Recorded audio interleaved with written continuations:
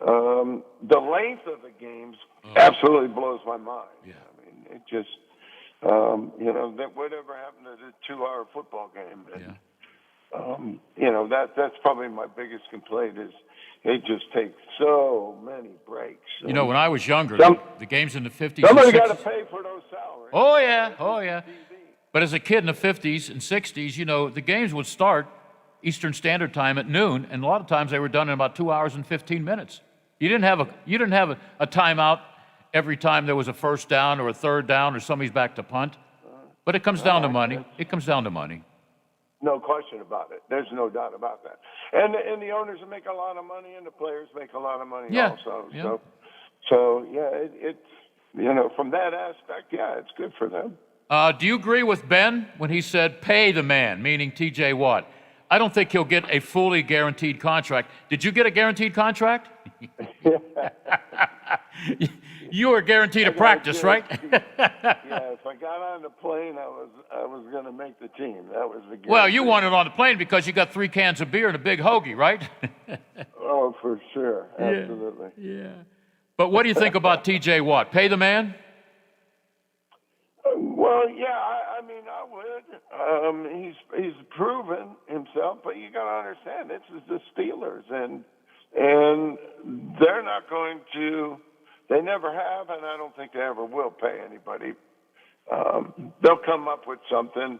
It all depends on guaranteed money. I'm sure of that. Yeah. So that's going against what the Steelers, tradition and the way they've always ran their business aspect of it. So it is a big business. A lot of owners crying the blues, but like the guys. I'll mention the Brown family. I have respect for them. But they have alligator arms. They don't pay very much, but yet you don't see them trying to sell their team. If you're losing a lot of money, sell your team. How many sales have we seen in any of the sports, right? Yeah, for sure. Mr. Rooney told me, I think it was on the flight to Miami for Super Bowl 13, because, back then I got to sit with anybody I wanted. I would sit with Chuck Noll and he'd tell me how the plane was built. I didn't want to know, but that's okay. Chuck knew everything. But I remember sitting with Mr. Rooney and he said, you know what, Super Bowl 10, we probably lost money because we took 3 flights. We wanted to take everybody, including the ground crew, to Miami to have a good time for a week. So, we didn't lose money, but we paid a lot of money just to go there. And I could understand that. For sure. Yeah. Mm-hmm. So, if you're having trouble in Cincinnati or whatever, sell the team. Of course you're not going to sell the team because you make money if you never go to a Super Bowl. And you've been to how many? 3, John? I did, yes. 3? Okay. You know what I wanted to see? I wanted to see this happen. And I talked about it with Franco. Cliff Harris was inducted with, what's his name? Oh, in the same class, I don't know. And I remember when Jack Lambert, I think you were there. That was Super Bowl 10. Sure. Cliff Harris, Jarrella missed, I thought it was an easy kick, and Harris comes over and slaps him in the head or something. Lambert turns around and threw him to the ground. Threw him to the ground. Today, he would have been kicked out of the game, I think. Yeah, the best part of that is none of the Cowboys ran over to help their teammates. Yeah, they didn't want to mess with Jack. Nobody wanted to mess with Jack. But I thought it would be cool if Jack Lambert presented Cliff Harris down in Canton. Wouldn't that have been cool? Yeah, there would have been something to that. I would have paid some money. Hey, John. Always good. Yeah. I've spent a number of days talking about our good friend Tunch. Yeah. And no question about it. Great man, very good player. All the things that we've heard all week are very true about a dedicated man to Jesus and his life and his family and all that. So well, you're a good man too, John. My condolences go out to the family. Yeah. No question about that. I had Clay at Robert Morris, and I didn't know that. Yeah. And he was with us at Robert Morris and played for us, and it's just sad that they've lost both of their parents, and it's a tough thing. So I said it earlier this week. Thanks for calling. I said it earlier this week. You remember when Tony Dungy was a player? I said it's like having a coach on this team. He was that knowledgeable about defense and that. Tunch, I think, would have made a pretty good head coach in the NFL. What do you think? Yeah, I could agree with that. Sure. All right. Hey, thank you, JB, and we'll get together soon. Okay. All right. John Banaszak, talk about a class act. Wade, can we take a break? Let's take a break. Wade says take a break. We will take a break. We'll be right back. AM 1600, The Variety Show. And remember, we'll always be your watchdog in the Ohio Valley. Hi, this is Hoppy Kercheval. Join me weekdays at 10:06, right after the Watchdog Morning Show with Howard Monroe for Statewide Talkline. I'll have guests, conversations, texts, phone calls on all the big stories affecting West Virginia. So tune in weekdays right here on FM 98.1 and FM 97.7, The Watchdog. I'm Josh from Panhandle Cleaning and Restoration. I hope you are staying healthy. We continue to respond to structural, fire, and water emergencies. We are combating COVID-19 with our highly trained staff and latest disinfection systems, providing preventative and reactive disinfection to facilities around the region, while working with area hospitals on isolation areas and air filtering. At Panhandle, we continue to follow social distancing and hygiene protocols. We are dedicated to our community, and together, we will get through this. Follow us on Facebook for the latest news, show updates, podcasts, alerts, and live video streams from the Valley's only network dedicated to local, community-driven talk radio, The Watchdog.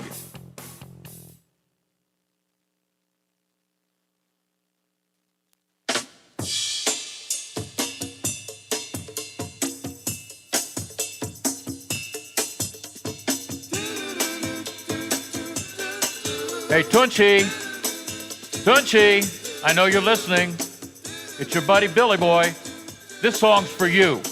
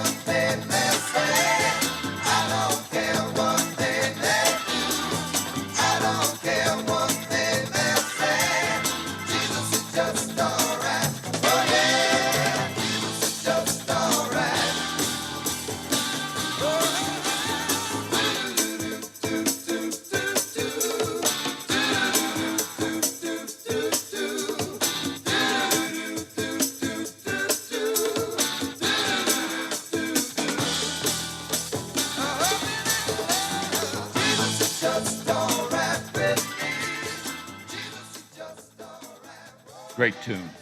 Great tune. You know, all week I've been talking about my good friend Tunch, and he was like a big brother I never, ever had. And a couple of times when I had some personal problems, I would talk to him or I would go meet him in Upper St. Clair, and he put my mind at ease, okay? All right? He is just maybe one of the best human beings. And think about everybody that I've worked with, what teams I've worked with from Boston to New York to Pittsburgh. Think of all the people I met. I got to put him at the top of the list as a really honest, to goodness, heart to heart, I'll use the C word, character human being. All right? And I do feel bad for Clay, his son. I didn't know that he played for John Banaszak at Robert Morris. So he has lost his mom, and now he's lost Tunch, okay? But I'm sure as long as he's alive, there's spirits with him. So I still can't believe he's gone. I'll believe he's gone when I listen. Do I get to watch the Steelers on Sunday? Yeah, because we have a 4 o'clock 5:30 game at Wild Things. Maybe there'll be a party there if they clinch the division, get in the playoffs. Anyhow, I'll watch the game, but I always turn down the sound to listen to Bill and Tunch. Of course, there's no Tunch, but there's Craig Wolfley. And I'm sure Craig is a little bit nervous because, A, he has lost his best friend in life. They were together all the time. But he's going to be sitting in Tunch's seat as the color analyst for the Steelers.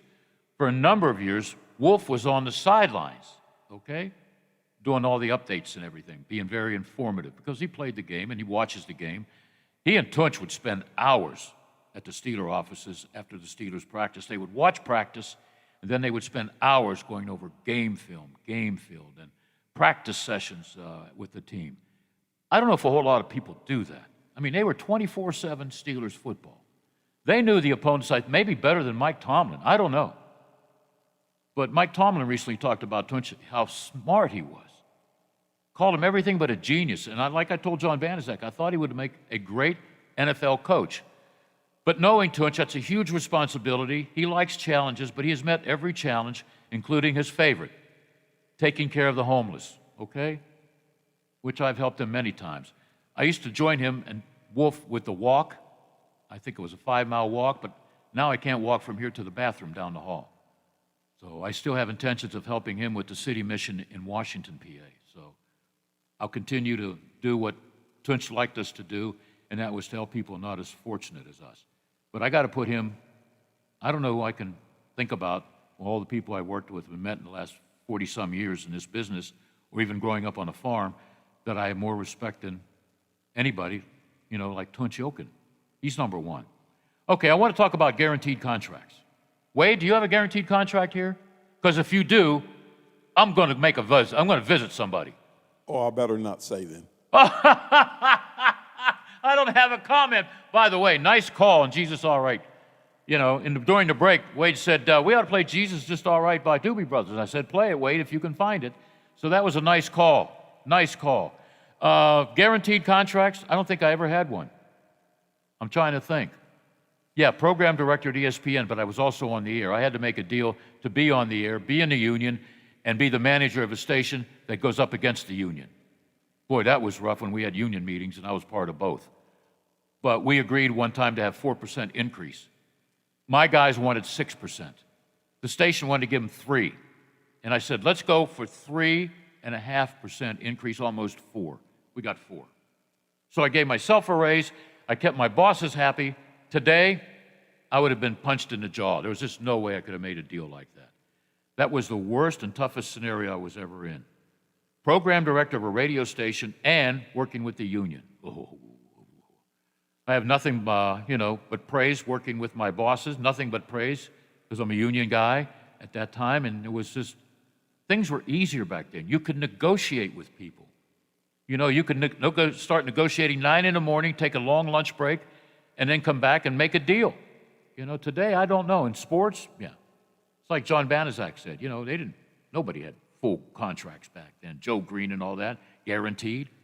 Now, and it's a big if the WFL was successful, because remember they got 2 Miami Dolphins, Jim Kick, and who was the other guy? The big running back. Come on, Wade. Zonka and Kick. Yeah, they went to the WFL, and the Dolphins went downhill. The Steelers were lucky. They would have lost a lot of players back then. Free agency, those guys would have been gone. The Greenwoods, maybe the Lamberts. Nah, he would bleed black and gold. But free agency back then, half of that steel curtain would be gone. Half of that defense would be gone because money talks. Back then, it didn't. You were kind of like regulated to the team. And then there's Franco Harris leaving the Steelers for Seattle. And I still have that clip on a cassette. I can bring a cassette deck in, put the cassette in, put it to the microphone, and hear it. John Clayton, because I was next to him, John thinks I asked the question. He asked the question to Chuck. How does it feel seeing Franco Harris in a Seattle uniform? And a great quote came out of Chuck Noll's mouth. He said 2 words, Franco who? That was great. That's not typical of Chuck Noll. Well, I look back, Le'Veon Bell wanted to guarantee money. Troy Polamalu didn't get what he wanted, So there's a couple of examples here. Who was the guy they just put in, the offensive lineman? Alan Faneca, he didn't get a guaranteed contract. Ben had to fight for a lot of his money, but his is like portion. You get a portion of this, it's guaranteed. You're number 2 guaranteed. And he did say in that clip, he's been through this before, and he also took a pay cut. Oh, big deal, Ben, if you're listening. Big deal. You make a big deal of taking a pay cut. Your pay cut was $5 million. You still got like $35 million left. So don't cry poor to me that you lost $5 million to help your teammates. But you're still a great quarterback. And you'll be in the Hall of Fame. Okay? And we have something in common. We're into law enforcement. All right? He has helped out a lot of my friends, like in Western Pennsylvania with dogs, canine dogs. He's contributed money to buy guns, for police officers. So people think police officers get as many guns as they want. They get a gun, then they can turn it in or buy it when they retire.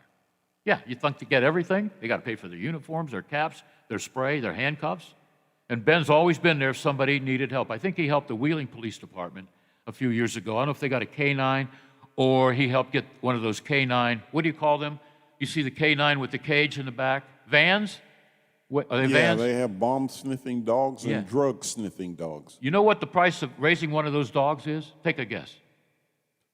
Must be astronomical. 15 grand. Wow. Between 14 and 15 grand. To take a German Shepherd and just make him go through training school. I never knew that. You know who told me that? Ben. Yeah. All right. But Ben's right. Pay the man. You know?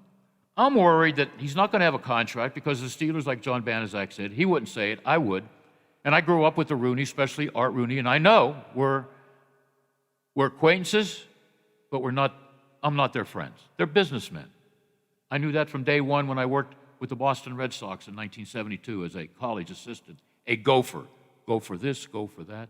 It's all a big business. And I learned a long time ago, don't get close to management. I never do. All the jobs I've had, I never walked into the GM's office or the program office. I don't want to talk to the boss. You know, when I leave, I'll talk to them. When they want me to leave, they'll tell me. All right? Don't talk to bosses. All right, even at Christmas time. Hey, we'll be right back. Hey, Wade's come up with another great song. He could have been a Doobie Brother. Because you played the drums, right? In high school? Yeah, he could have been a Doobie Brother. But right now we're brothers in arms because we work with our arms, controlling the dials here on AM 1600. We are the variety show. Stay tuned. Coming up, one of the all-time great centers in football and the Steelers, Dermontti Dawson.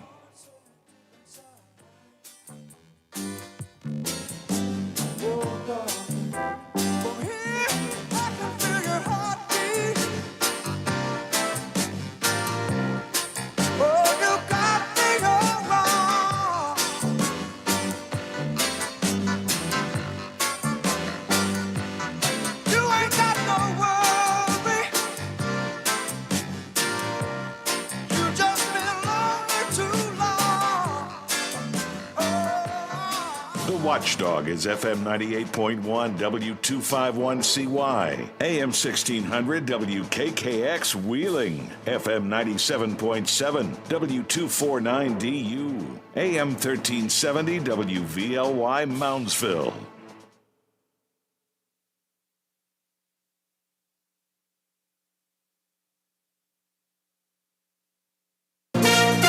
From ABC News, I'm Michelle Franzen. President Biden will outline a new strategy today to battle the latest COVID wave driven by the Delta variant. The White House says the 6-point plan will focus on getting unvaccinated Americans to get their shots. ABC's Cecilia Vega has more. The White House, the president, they're doing this today because they say that they know that people are increasingly concerned about the Delta variant as kids are heading back to school and folks are heading back to the office. But there's also the political reality of this, that the president has seen his poll numbers start to slip when it comes to his handling of the coronavirus. The federal government seems poised to challenge the new controversial abortion law out of Texas by reportedly filing a lawsuit against the state.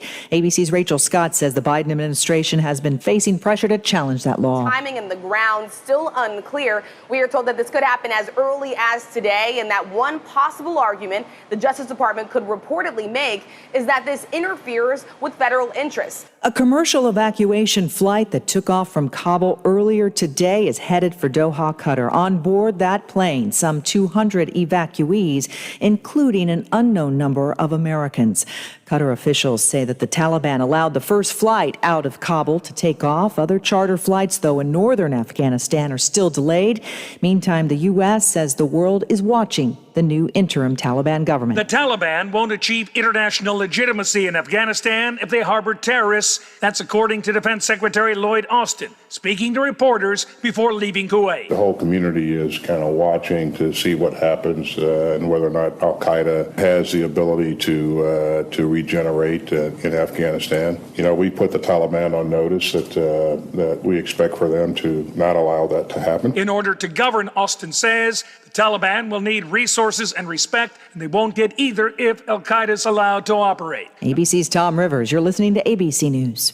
Do you check your Google search results regularly? You should. People often get their first impression of you or your business online. Negative comments on the internet can impact your life and your livelihood. Take control of your online reputation. Get your free reputation report card at reputationdefender.com. It may reveal negative posts from an ex-employee, upset patient or client, news article, legal issue, or even exposed personal information right there in your Google search results. Uncover what's lurking on the internet about you with reputationdefender.com's patented scan and get your free reputation report card. Or for immediate assistance with your reputation, call 800-401-6681. Our cutting-edge technology helps make your Google search results look their best. Call 800-401-6681. That's 800-401-6681. 800-401-6681. Or take the free scan at reputationdefender.com. A Texas inmate is still on death row in Texas, that after the Supreme Court granted him a stay. John Ramirez's last request was that his spiritual advisor, a Baptist preacher from Corpus Christi, be allowed to lay a hand on him as the lethal injection was administered. The most the prison system would allow was for Pastor Dana Moore to stand in a corner. Ramirez's lawyers appealed, and last night the U.S. Supreme Court halted the execution and ordered a hearing on the matter. The 37-year-old Ramirez was to die for stabbing a man to death for the $1.25 in his pocket. Jim Ryan, ABC News, Dallas. Senator Amy Klobuchar, and former presidential candidate, has revealed she was diagnosed with breast cancer earlier this year. The Minnesota senator says doctors noticed small spots during a routine mammogram, which she delayed during the pandemic.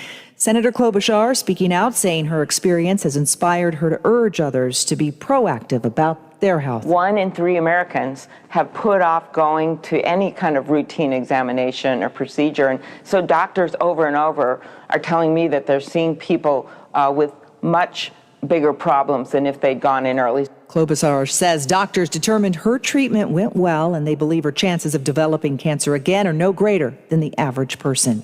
It's opening night for the NFL. Tom Brady and the Super Bowl champion Buccaneers host the Cowboys. The NFL says nearly 94% of all players in the league are at least partially vaccinated. This is ABC News. I'm Carla Hall. Doesn't your family deserve the best? Eggland's best eggs, classic, cage-free, and organic, give you and your family more delicious, farm-fresh taste, plus superior nutrition. Compared to ordinary eggs, Eggland's Best provides 6 times more vitamin D, 10 times more vitamin E, and 25% less saturated fat. These are no ordinary times, so why choose an ordinary egg? Only Eggland's Best. Better taste, better nutrition, better eggs. Michelle Franzen, ABC News.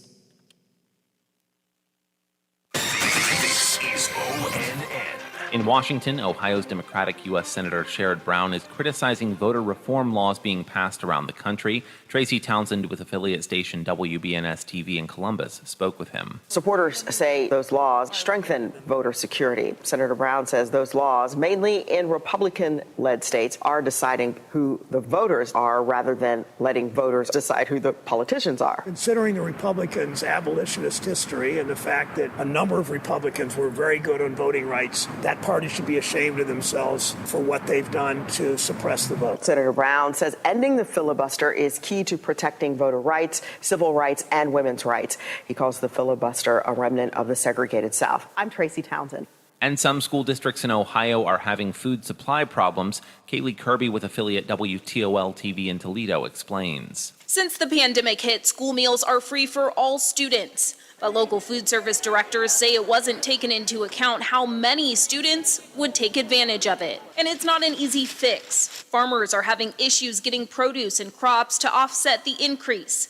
Production is lagging because places don't have enough workers. On top of that, there's not enough truck drivers to transport the food to districts. District leaders tell me they've been told to prepare for these problems well into next year.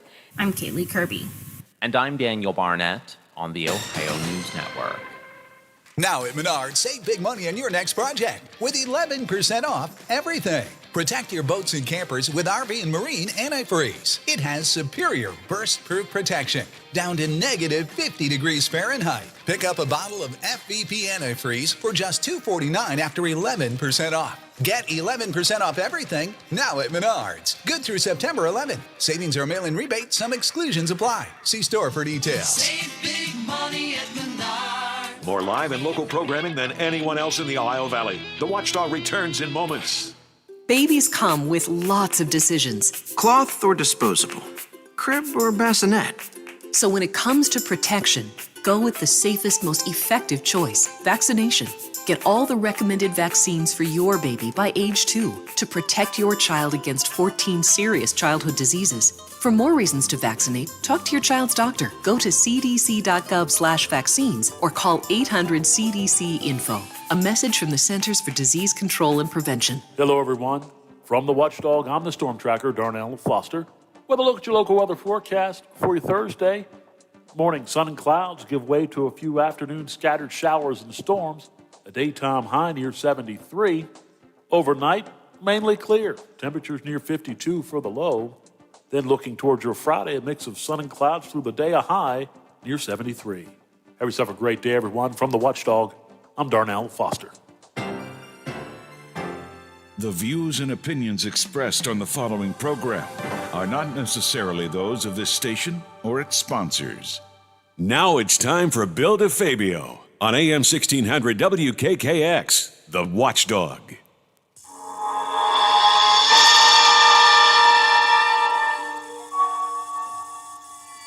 There is nothing wrong with your television set. Do not attempt to adjust the picture. We are controlling transmission. If we wish to make it louder, we will bring up the volume. If we wish to make it softer, we will tune it to a whisper. We will control the horizontal. We will control the vertical. We can roll the image, make it flutter. We can change the focus to a soft blur, or sharpen it to crystal clarity. For the next hour, sit quietly and we will control all that you see and hear. We repeat, there is nothing wrong with your television set. You are about to participate in a great adventure. You are about to experience the awe and mystery which reaches from the inner mind to the outer limits.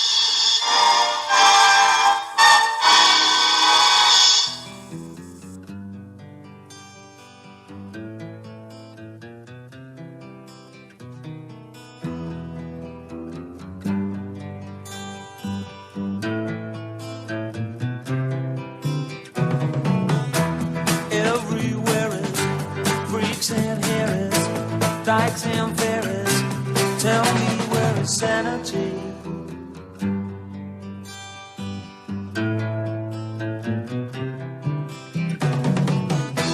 Tax the rich, feed the poor, tell there are no rich no more.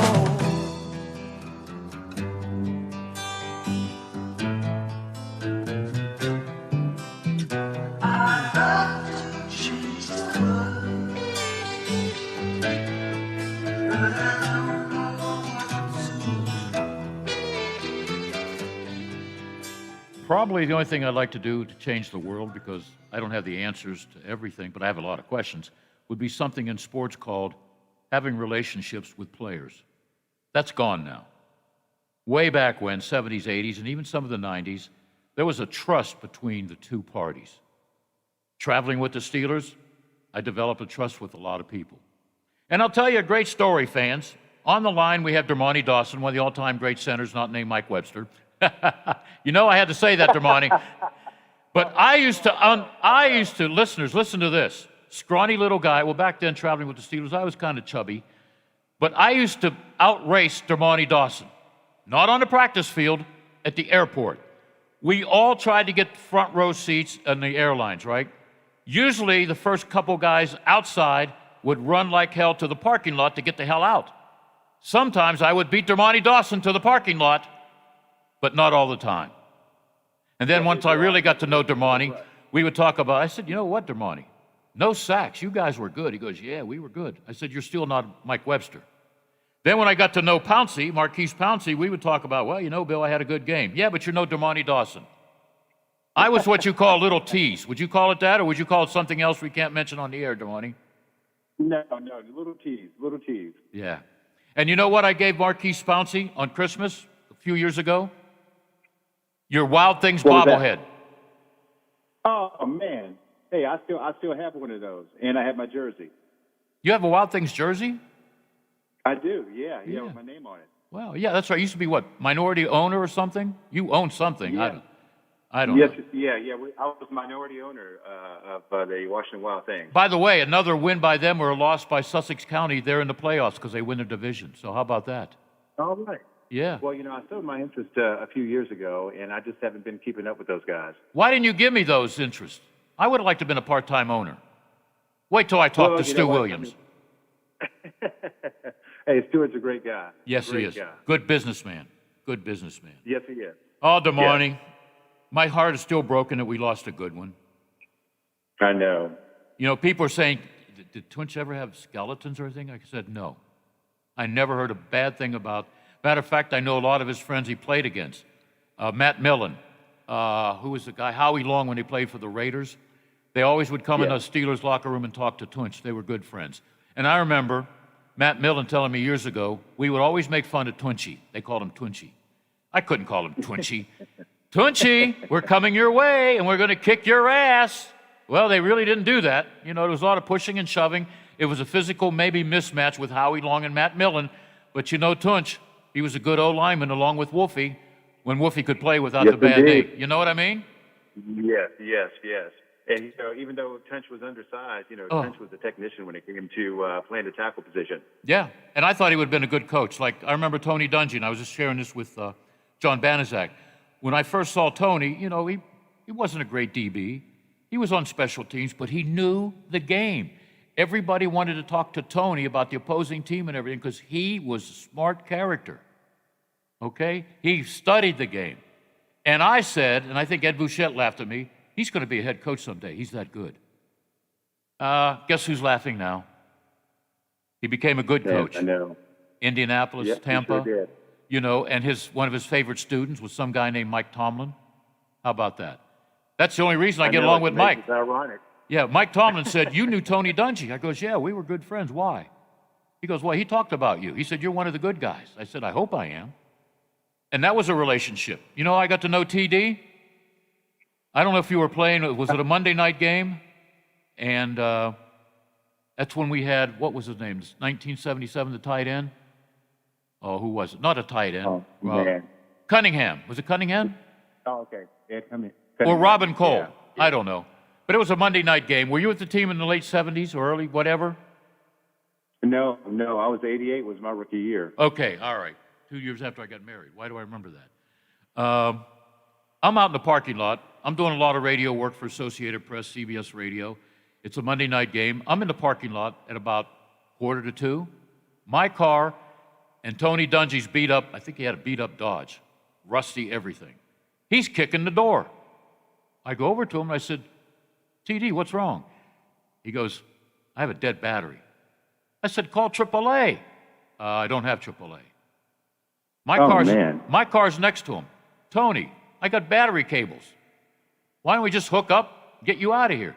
He says, you would do that? Yeah, let's do it. Put the plugs in. He started up right away. We hugged and everything. I said, have a good night. He says, oh, man, I owe you. Well, you don't owe me anything. And we became friends, I helped him out. Tony Dungy, man, he is the salt of the earth, and a lot of guys, and you can see the success he had because, he knew how to relate to people. Oh, yeah. That was the key for Tony, yeah. It's all about relationships. And I can't put Tunch in Tony D's category or vice versa because they're two different human beings, but they're into faith, they're into helping people, and I like to use the C word, character, Yes. And I don't think I'm exaggerating. No, I agree with you. What was Tunch like when there was practice with the Steelers' offensive line going up against the defense? Well, Coach, Tunch was almost like a coach as well, along with Ron Blackledge and all those guys as well, because he had been in the league for more years than I had. Yeah. But like you said, Tunch would have made a great coach, and he knew the offense, and he knew about defense as well. And that's what made him so effective as a player, even though he was undersized. Yeah. Just a smart, intelligent guy, and he always had positive things to say to guys, and he would help out, young guys even, if they were having technique problems. He was always there to give a helping hand or an encouraging word. Yeah. If you ask Bill Hillgrove about Tunch, he would say, you know how many times he has helped me on the air because he knew the other team so well, so well. Well, that's because, you know, a lot of times when I would stay late after practice, there's Tunch and Wolf 3 or 4 hours going on, you know, checking the film of the other team, their tendencies in that. Yeah, you know? yeah. You know, so some things never change. And he got to go, what, a couple Pro Bowls? Yeah, 2 Pro Bowls. Yeah. And when he went to Green Bay for a year as a free agent, which is, I think, yeah, I traveled because Brett Favre's first game, I think, was against the Steelers in 93. 93 or 94, 93 or 94. Yeah, I went on the first bus with Tunch because he was going to give me a tour of the Lambeau Field. And I like to brag about it. I have stock in the Green Bay Packers. I think it's 5 that I have trouble leaving to the kids. But, you know, I own a piece of those guys. So he takes me for a tour, the biggest merchandise store I've ever seen. I think I spent $200 there. Even with Tunch's discount, he said, I know you know about the Ice Bowl. I goes, oh, man. And he said, would you like to go to the place right on the spot where Bart Starr took it in against the Cowboys? I said, are you kidding me? He takes me on the field, Dermani, showed me the spot. I have pictures of it, too. And I grabbed a handful of dirt. I still got that dirt in a bag. It's purple by now, I think. Man. But, you know, Tunch didn't have to do that. I said, well, what about the police and that? He said, we're the only ones here right now. Don't worry about it. And he looked strange being in a Packer uniform.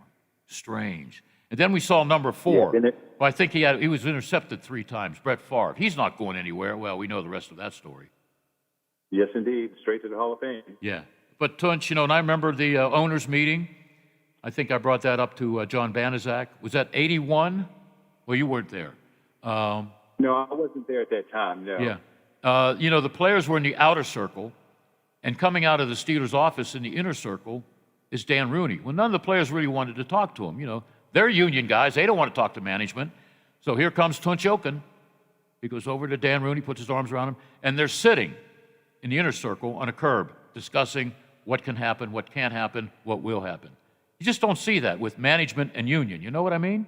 But Tunch, you know. Yeah, because it's like oil and water. Yeah. But Tunch, you know, he had ideas, and Dan Rooney trusted him and wanted to listen to Tunch's ideas about, you know, player management, unions and that.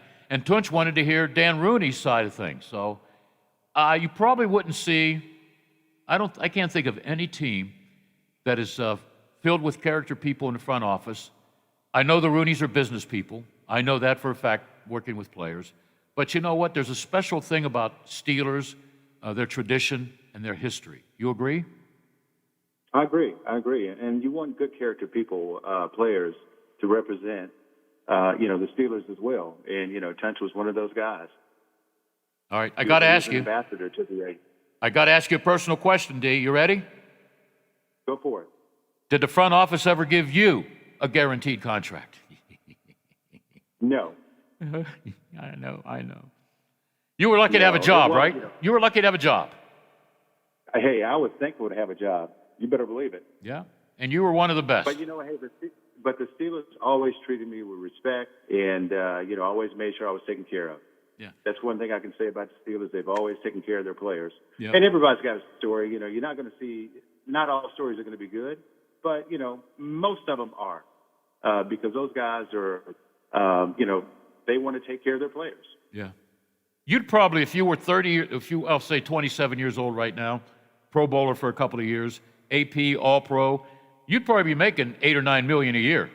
Correct me if I'm wrong. I know it's amazing. Well, you know, TV money has really escalated the salaries, which is good for the players because it offers those guys, you know, more guaranteed money in their pockets, and hopefully, you know, they hold on to it, and they can take care of their families, you know, for generations. Yeah. Yep. And I'm sure you have a decent pension, right? You're paying your bills. I do.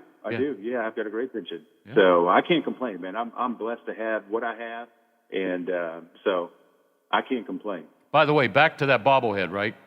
When I gave it to Marquise Pouncey, and we had some issues with each other, you know, he got in my head and I got in his head, but we became friends, just like Webby, Ray Mansfield, and my good friend Armani Dawson, you know. You can't always be super friendly, especially when you're working as a reporter and he's a player. But, you know, those issues aside, when I gave him your bobblehead, he put it up in the top shelf. And it stayed there till he retired. In his locker. Yeah, in his locker. You know where they have the Yeah, little vault yeah. that you put your wallet in and stuff? He had that right Yeah. there, so he had to look at it every single day. Man. And then he said, were you close to Damani? I goes, we were good acquaintances, okay? Because I don't get close to anybody anymore, especially front office people, because they always cry the blues and not making money or whatever. And like I told Banaszak, if all these owners in baseball, basketball, and Major League Baseball, if they're losing money, why in the hell don't they sell? Nobody sells. Yeah. You know, the Brown family, Paul and Mike, both were alligator arms when it comes to spending money on players. You know, Mike Brown once told me, we don't need to go to the Super Bowl. We make a lot of money. TV money. You know, it's all about TV money. But I remember that bobblehead was still in his locker 2 years ago when we were allowed in the locker room. We're not allowed in the locker room anymore. We got to Zoom That this, just blows Zoom my that. mind, Bill. Yeah. You know, that blows my mind that you guys can't come into the locker room. Well, because, you I know mean, what? that's We used to that's eat part with the of players in the cafeteria. Yeah, I know. I miss know. that. You guys, you know, I miss sitting down with the coaches and talking. Dan Rooney would come over and he said, was your birthday yesterday? Were you 60? I goes, yeah. He goes, well, happy 60th. And I said, what do I look forward to, Dan? He said, now that you're 60, you're going to spend a lot of time in the funeral homes. And I've been spending a lot of time in the funeral homes the last 10 years. But I miss the free food because it was good. We ate what the players ate, you know? We would sit with the players. yeah. We would sit with the coaches. Bill Cowher would come over to me and he said, go ahead. Oh, no, I was going to say, you know, especially when they ended up getting the chefs and everything else, and they had another company coming in and preparing food for the players. Yeah. Now, it really was great because they had specialty items for us as well. Yeah, why do you think most of us stayed in camp from day one to the last day in Latrobe? Why do you think? Because every Friday was surf and turf. We got to eat three meals a day with the players in the cafeteria at St. Vincent. No other team does that. The Miami Dolphins, if you wanted to interview the Dolphins, you had to go to a trailer in the parking lot to talk to the players. Man. It was the Rooney way, and it was a good way. It was. It was. Because there was a trust with the players, the coaching staff, the front office, and the media. Now there's no trust with a lot of these young'uns who will take a 2-minute interview and slice it down to 10 seconds because they think, well, this is controversial. I'm going to be at ESPN, you know? Yeah. And then you have social media, too, Oh! where a lot of people air. I can't imagine Jack Lambert on social media. No, not at all. Yeah, or your guys, you know what? Now you go in the when we used to go in the locker room a few years ago, guys would be on their cell phone and they're not talking. They would just pretend like they're talking to somebody so we wouldn't talk to them. Then they have a video room, Dermani, a video room where they go in and play games. Wouldn't you know it? By the time we interview them from 12 to 12:35. And then Ben would make us wait until the last couple of minutes and he said, guys, I got to go. Well, why the hell don't you come out earlier? Yeah, I'm giving away a lot of secrets, but nothing's a secret anymore with the good old days. No, but if you look at society in general, you know, with so many younger kids playing video games, everybody's in their own little world. Everybody's got headbuds on. Yeah. And everybody's watching their phone or, you know, texting or playing games. And nobody wants to socialize with one another anymore. No. Nobody wants to talk to anybody anymore. No, and you can't look wrong at anybody. If you don't smile, it's like, you know, you talking to me, you look at whatever, you know. I look everywhere. I go into a Walmart or grocery store. I look to my left. I look to my right. I look behind me because you just never know what the bad guys are doing. And now with masks, you don't know who in the hell is behind that mask. I know. Whatever, Damani. You know, we've lost touch with one another. Yes, we have. Yes, we have. And I don't know if it's going to get any better. But soon I I'll don't become think so. soon I'll become spirit in the sky. Don't know where I'm going to go when I die. But it's always a pleasure talking to you, DD. And I'm not going to say you were good, but you know Mike Webster. Webby was a great guy, too. That was my idol. Yeah, well, you know, my boss here owns a station. He was his good friend. And we all tried at one time, Tunch and I, and Wolf, a couple of other players, I think Colby, we were going to put money together to loan to Webby. He wouldn't take a cent from us. And right up the road, he was living under a bridge on 70, you know? He was living in the boss's law offices. That's no way to go. No, hey, Bill, and I didn't know how dire his circumstances were. It was. Until we found out. Yep. Yeah. Did you watch the movie? Late, I guess. Did you watch the movie with? Yeah. That was. I would say it's 80% right. It was. It was. Webby was such a cool guy. Such a cool guy. He put me on, who was a crazy guy? He showed up in camis, and Chuck Noll looked at him like, what is that? He got killed he tried to save his dog and a tree fell on him. Oh. He wrote a book on steroids. Steve Corson. Was that Moon Mullen? Steve Corson. Steve Corson. Oh, okay. Well, I needed to lose some weight, and this will be the last story because I got to go to the bottom of the hour, and I don't want to be late because I don't have a guaranteed contract. Steve Corson and Webby put together this weightlifting schedule for me. It's like 7 pages long. Well, it didn't help because I got tired of doing these weights and stuff. So what I did a lot of walking around Three River Stadium when I wasn't working, and I lost some weight. And I think that impressed Webby. He said, okay, you're not a weightlifter, but maybe you have strong legs. And I goes, no, but I'm losing weight. But, they went out of their way. I don't think they would have done that to any other reporter that they maybe didn't trust, because there was a few wackos there. They were always looking for stories. But I remember those good old days. And, it was on an airplane trip that Tunch and Webby, and I sat between them in the 3-seaters in the middle of the plane, told me, and I just said this to Banaszak when he was on before you, why don't you interview offensive linemen? We know what's going on. We probably know more what's going on than Terry Bradshaw, who calls the play. We know the defensive schemes. So I started to interview O-linemen, and everybody else followed me. What's DeFabio getting from Mike Webster that we can't get? They all thought I was getting scoops. No, I was interviewing them about opposing players, injuries and stuff. That's all gone. There's no trust today. Yeah, I know. It's a shame. It's all about big money. Well, I've seen this before. Le'Veon Bell wanted a guaranteed contract. Even a Hall of Famer named Troy Polamalu. I don't think the Steelers will ever break the clay or break the cement block, whatever, about guaranteed contracts. I think some of the contract that he's going to sign before Sunday will have some guarantees. Maybe, a signing bonus, Up to a certain percent. Yeah, I'd like to have his signing bonus. You remember your signing bonus? Yeah, $240,000. Wow. Who was the guy that negotiated the deals? What was his name? Joe Sienkiewicz. Okay, he was out of Orlando, Florida at the time. Was that your agent? And it wasn't Ralph at that time. Yeah, that was my agent at the time, my rookie year. Yeah, who was the tall, bald guy? He was always in charge on the road trips? Buff. Buff Boston, yeah. Mr. Boston, Jim Boston. Yeah, Ray Mansfield told me, there was another great center, not named Armani. Ray Mansfield told me that when a player would come in that they drafted, he would take him to like McDonald's to negotiate a contract. Give me a break. If I'm like the number 2, number 3, number 1 draft pick, you got to take me to a 5-star restaurant on top of the steel building, spend some money. Whatever. You wouldn't have to take me anywhere. No. Hey, we could just talk man to man. Yeah. But, the Steeler way, I knew about the Steeler way when I was in Boston. I forget who the Patriots head coach was. I was a gopher in Boston. Go for this, get people coffee and that. But I got like $10 a game with all the teams I worked with. Ray Perkins? Chuck Fairbanks told me when the Steelers were starting to get good, like in 72 with the Immaculate Reception, he said, make sure you talk to Mr. Rooney. And Joe Gordon, the greatest PR guy ever. Yep, Mr. Gordon. Yes, indeed. He made an appointment with me, and I said, well, where is he down the hallway? He said, follow the cigar smoke. And I followed the cigar smoke and walked right in his office.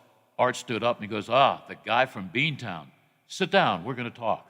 Then years later, they helped me put together the Bill DeFabio Network, which is the largest independent network at one time, 51 stations in 5 states. You can't do that today because of social media. You can get interviews and sound bites for free. Yeah. So I owe the Steelers, okay? But they owe me too, because I got them a lot of exposure in like New York, West Virginia, parts of Ohio. I had Steeler reports at a Cleveland station. How about that? Thanks to the Rooneys, But I never had a guaranteed contract. Never. And you never had one either. No, all right. No. Are you having fun in San Diego? I'd like to come out and take you to the zoo. Yeah. Hey, San Diego's beautiful. It's just a beautiful weather every day, and you can play golf when you want to, and it's just a beautiful area. Yeah, they still should have the Chargers. You know what I mean? I know. I'm kind of sick. I'm kind of messed up about that. Yeah. Having to go up to L.A. to watch the Chargers and the Rams. Yeah. Oh, yeah. But I guess they're beautiful facilities. So, yeah. And how about the Raiders? Yeah, how about the Raiders? The Raiders are Oakland. Yeah. You know how you guys And despised them and they despised you, you know? I know, and now I can't get used to the Las Vegas Knights. No. Hey, be good, my friend, and let's keep in touch while we're alive, at least while I'm alive, okay? All right, Bill. Or Hey, you're you take alive. care, man. You take care. Hey. Thanks for having me on the show. You're still one of the best of the 4 centers I worked with. How's that sound? I appreciate that. Thank you. All right. Thank you, my man. All right, Bill. Hey, have a great day, man. You too. Damani Dawson. All right. Another great ex-Steeler. Always available for interviews. I could probably get anybody I want except for Jack Lambert. He would hang up the phone or tell me to stick it up my you-know-what. Nostrils? No, I don't think so. And I would say, Jack, your telephone's not big enough. And then I would run like hell because he's got some bad knees too. Wade, I know I'm a little bit late. Sorry about that. Can we take a break? Thank you, Wade. All right. Wade, Bill, what a 1-2 punch. All right? Because that's how we do it here. Teammates working together. All right? Chemistry. Boy, am I full of it today. I do have a degree in BS. We are AM 1600, and we'll always be there because we're your watchdog. Hi, this is Hoppy Kercheval. Join me weekdays at 10:06, right after the Watchdog Morning Show with Howard Monroe for Statewide Talk Line. I'll have guests, conversations, texts, phone calls, and all the big stories affecting West Virginia. So tune in weekdays right here on FM 98.1 and FM 97.7, The Watchdog. Over the years, you've brought opioids into your home. They helped when you were in pain, and you held on to them just in case. But holding on to opioids puts your family at risk. Learn more at www.fda.gov/drug disposal. Hello, everyone. It's John Kozik, founder and president of TurboTrack Realty, and I buy houses as is, fast for cash.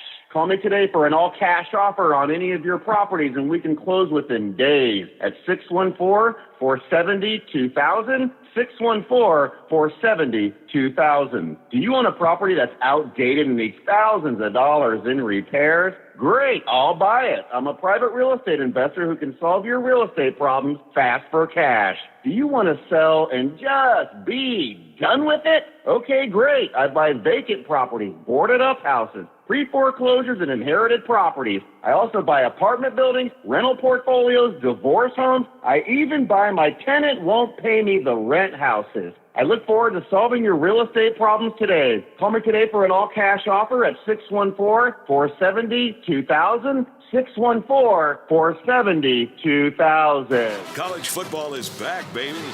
The Watchdog brings your favorite teams right to your speakers. Let's go, Mountaineers! On WKKX 98.1 FM and AM 1600. If hanging with Sloopy is more your style, WVLY 97.7 FM and 1370 AM is home to the Ohio State Buckeyes. The Watchdog is your home for the best in college football in the Ohio Valley.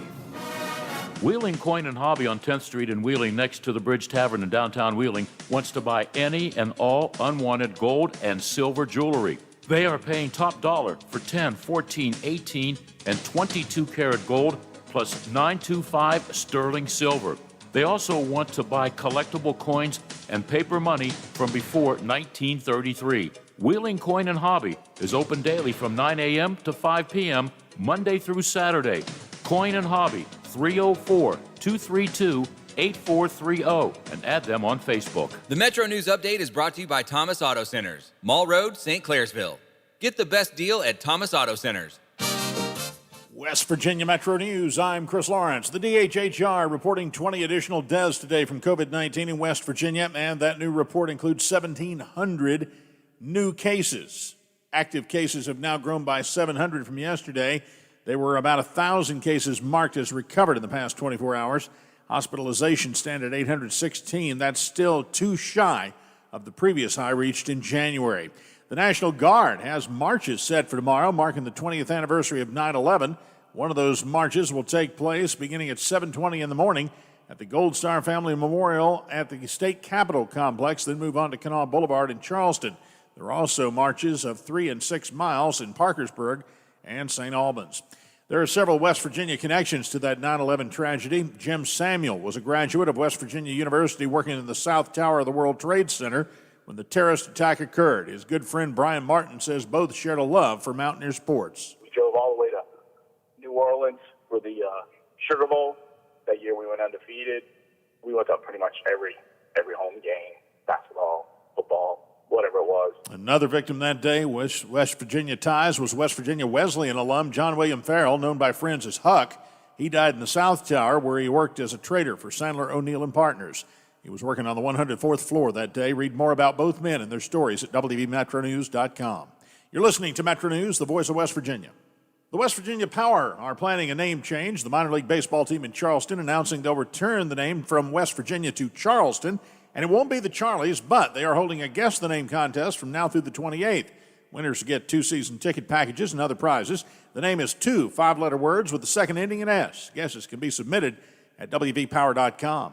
And a big change for the public radio show Mountain Stage. Longtime host Larry Gross stepping down to be replaced by Kathy Mattea. From the Metro News Anchor Desk, I'm Chris Lawrence. AutomotiveMap.com presents the Sports Flash, powered by The Score on the Watchdog. I'm John Thayer.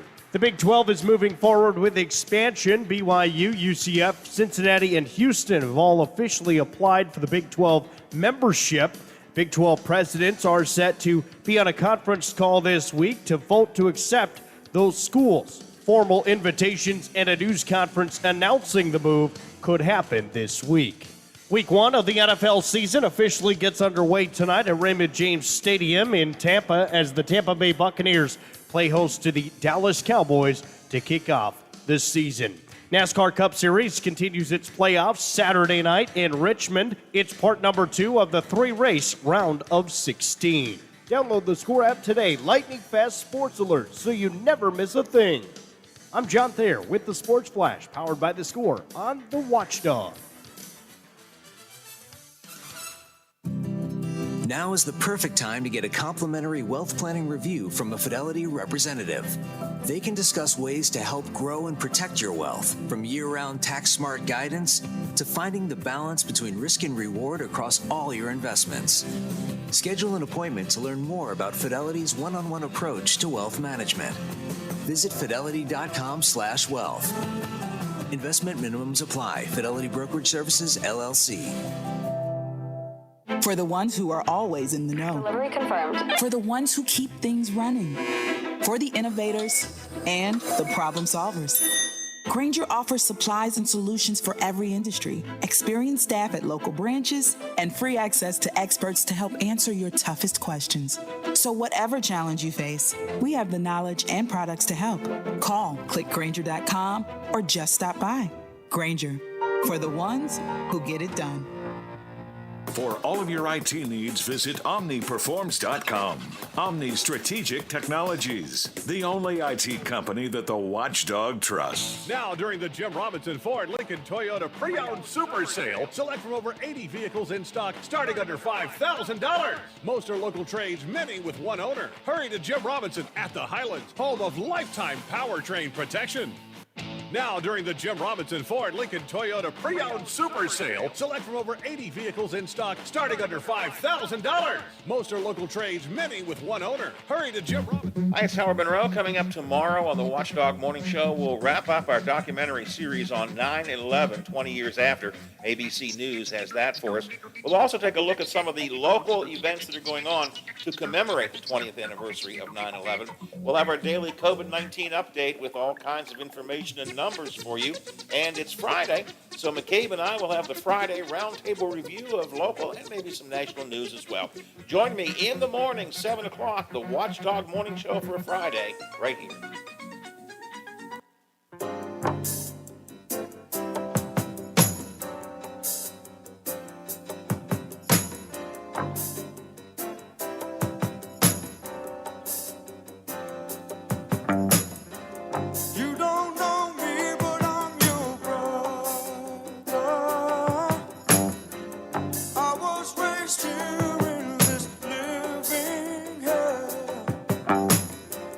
You don't know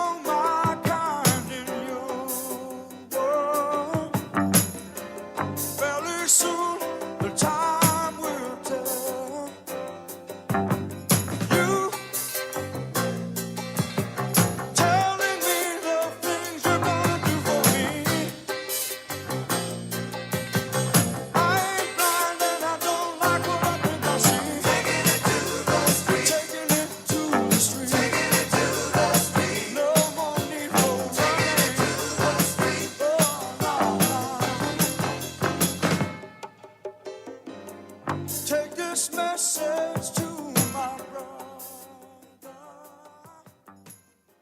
I was ready to argue with Derek Shelton, who said that Miguel Cabrera was the best right-handed hitter he's ever seen. But I don't think Derek was born when I watched the greatest right-handed hitter. Sorry, Mr. Aaron. Sorry, Mr. Mays. His name was Roberto Clemente. All those great right-handed hitters, Clemente was special. Manny Sanguillen would tell me that the ball would be way outside, 3 or 4 feet, and Clemente would stretch over the plate and hit it. You know, I mean, there wasn't a bad baseball thrown, according to Clemente. You know, if he saw it, he probably hit it.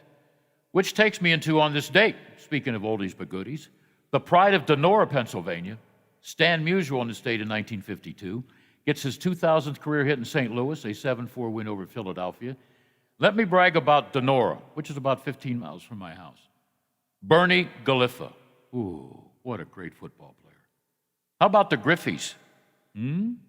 Senior and junior, both got to play in the same game, play in the same outfield. Yeah, not bad, huh? Then, of course, there was Stan Musial, and yeah, Donora just put out some great athletes there from in the 50s and 60s.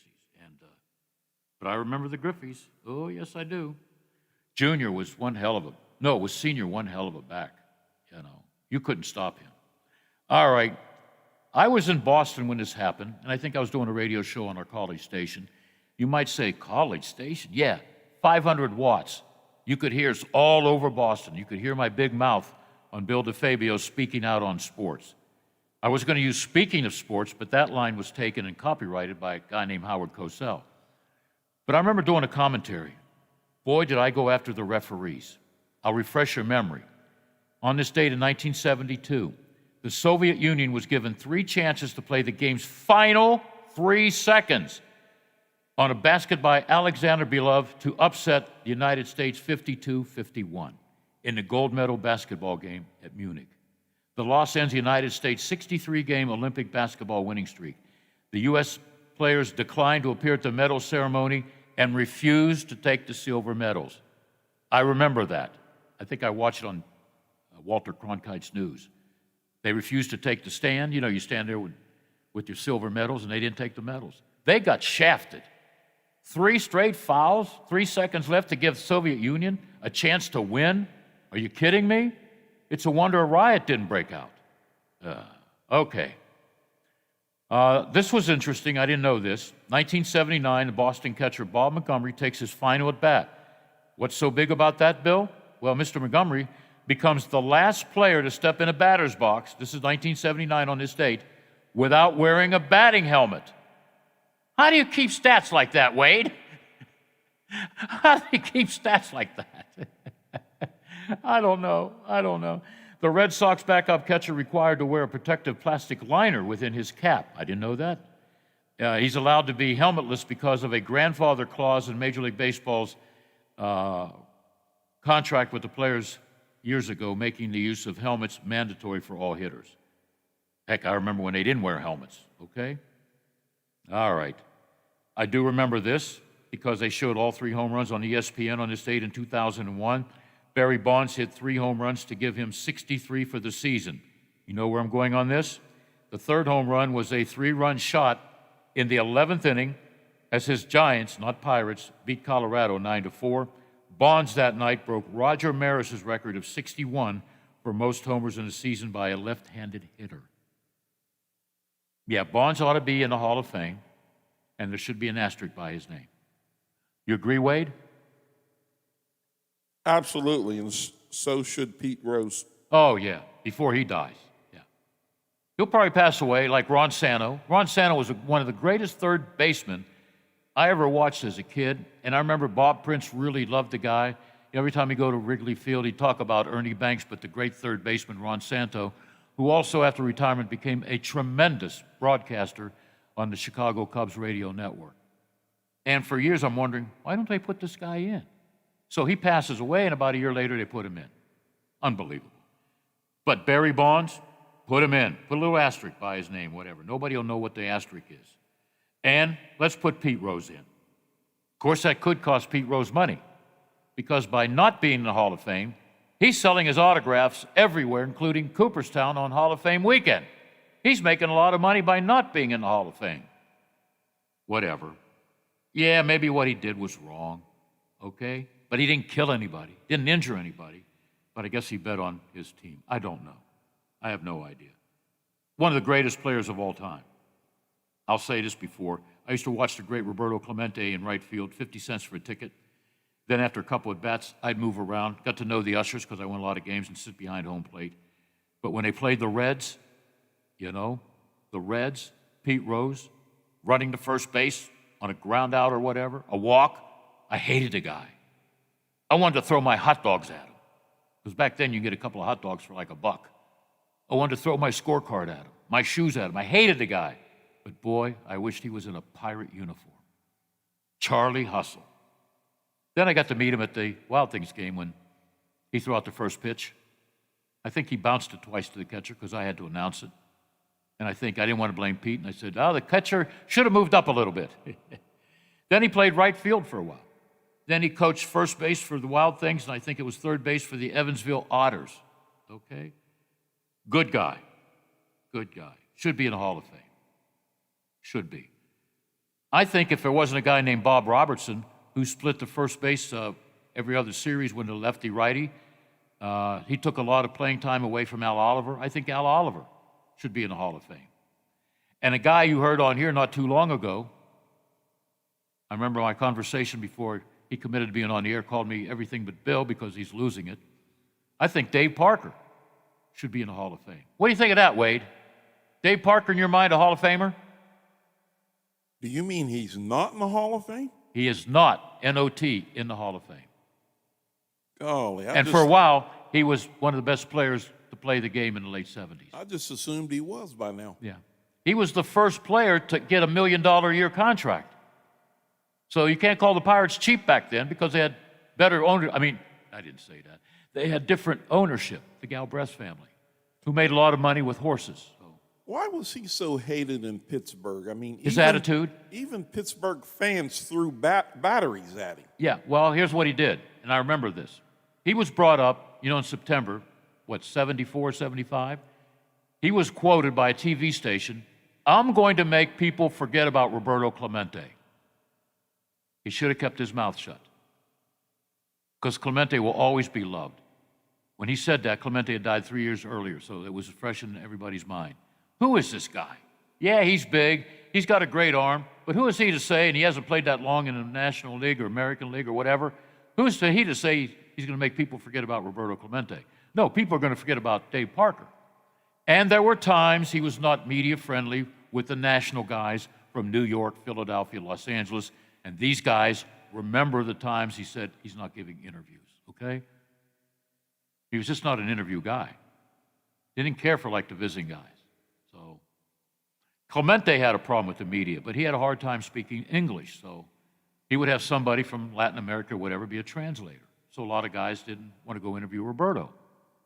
Now everybody's got a translator. The Japanese guy that I love, I would pay money to go see him. He throws, I think he's got 10 wins. He's got over 40 home runs. He has 2 translators with him.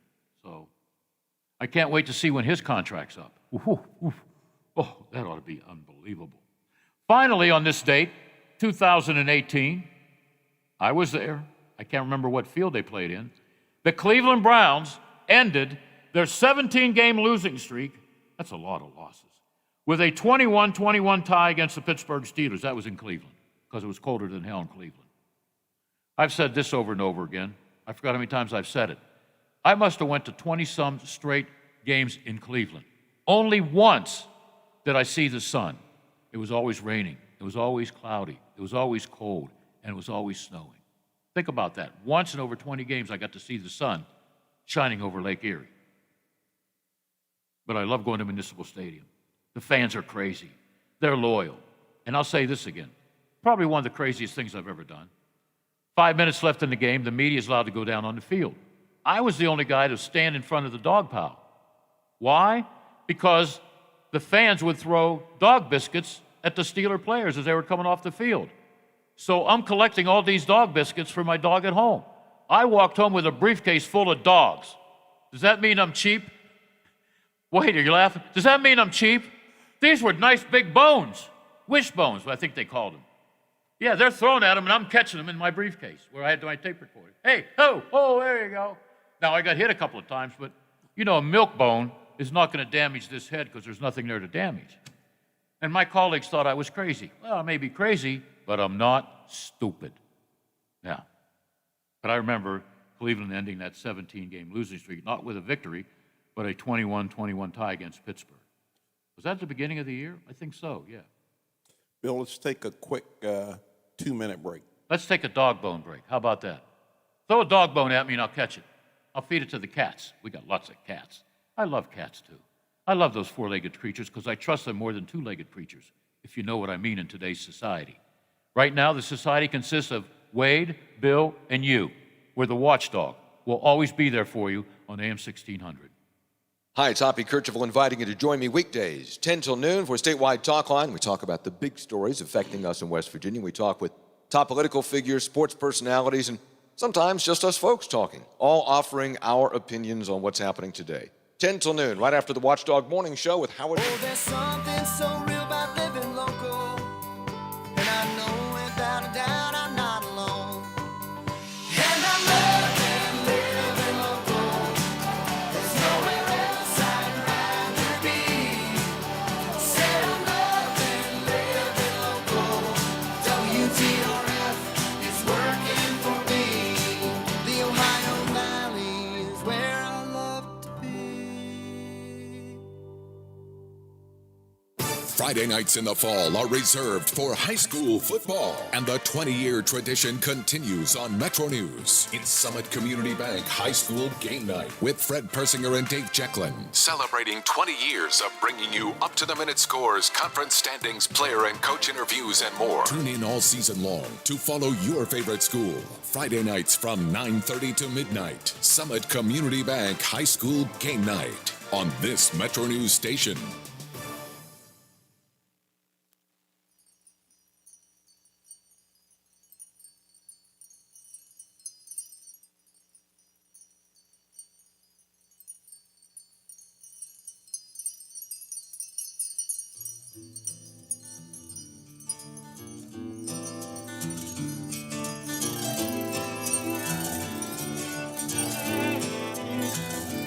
Well, I filthy hooray, I feel she's ready for flow.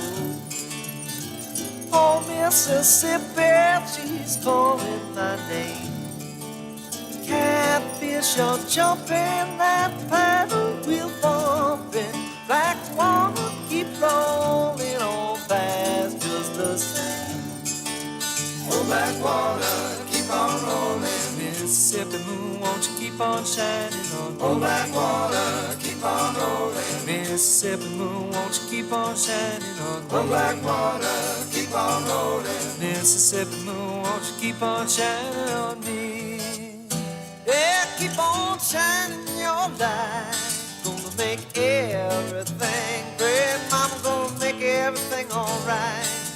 And I ain't got no worries, 'cause I ain't in no hurry.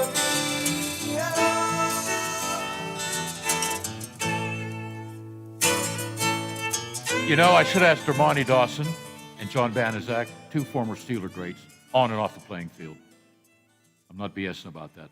Almost all those guys were good back in the 70s, 80s, and early 90s. I think it was Banny that talked about all these commercials and stuff. I remember when the games were 12 o'clock and they would end like 2:15, 2:20. And then the West Coast games would start at 3 o'clock and end about 5:30. Today, they go on and on and on because there are a lot of commercials, penalties, timeouts. Hey, let's throw the red flag out again, coach. Yeah, let's see that, okay? Come on. But I do remember those good old days. And the thing that really bothers me now, Wade, tell me if I am crazy, but I'm not stupid. But tell me if I'm wrong. Are you getting tired of seeing all these betting commercials?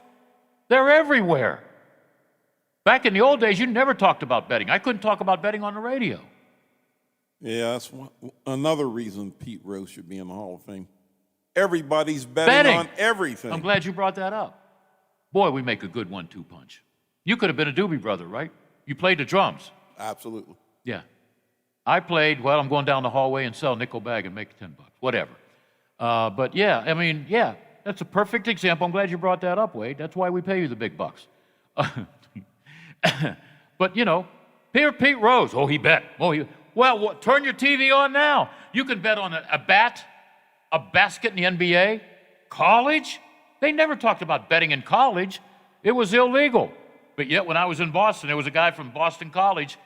He was shaving points, you know, to make the odds makers or the mob or whatever make a lot of money. And today, everywhere you watch sports, and there's 15,000 sports channels, almost every commercial, I don't want to mention their names because they're not buying time and I'm not giving freebies. It's all about betting. All about betting. And you can get the first $500 if you bet, boom, boom, boom, you know. The only thing I bet on, and I bought 2 tickets in Pennsylvania yesterday.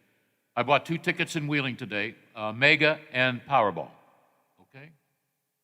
And I want to become, if I win, I want to become part owner of the Pirates to give those guys a raise. No, I'm going to help rebuild Wheeling and Washington, PA.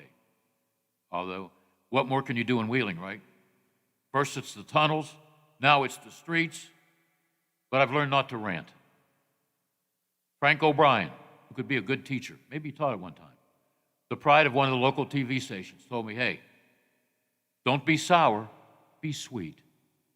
Don't be mad, be kind. I should put that on my dashboard. Because on the highways, I get close to getting road rage. All right, speaking of betting, Wade, how about that for a segue?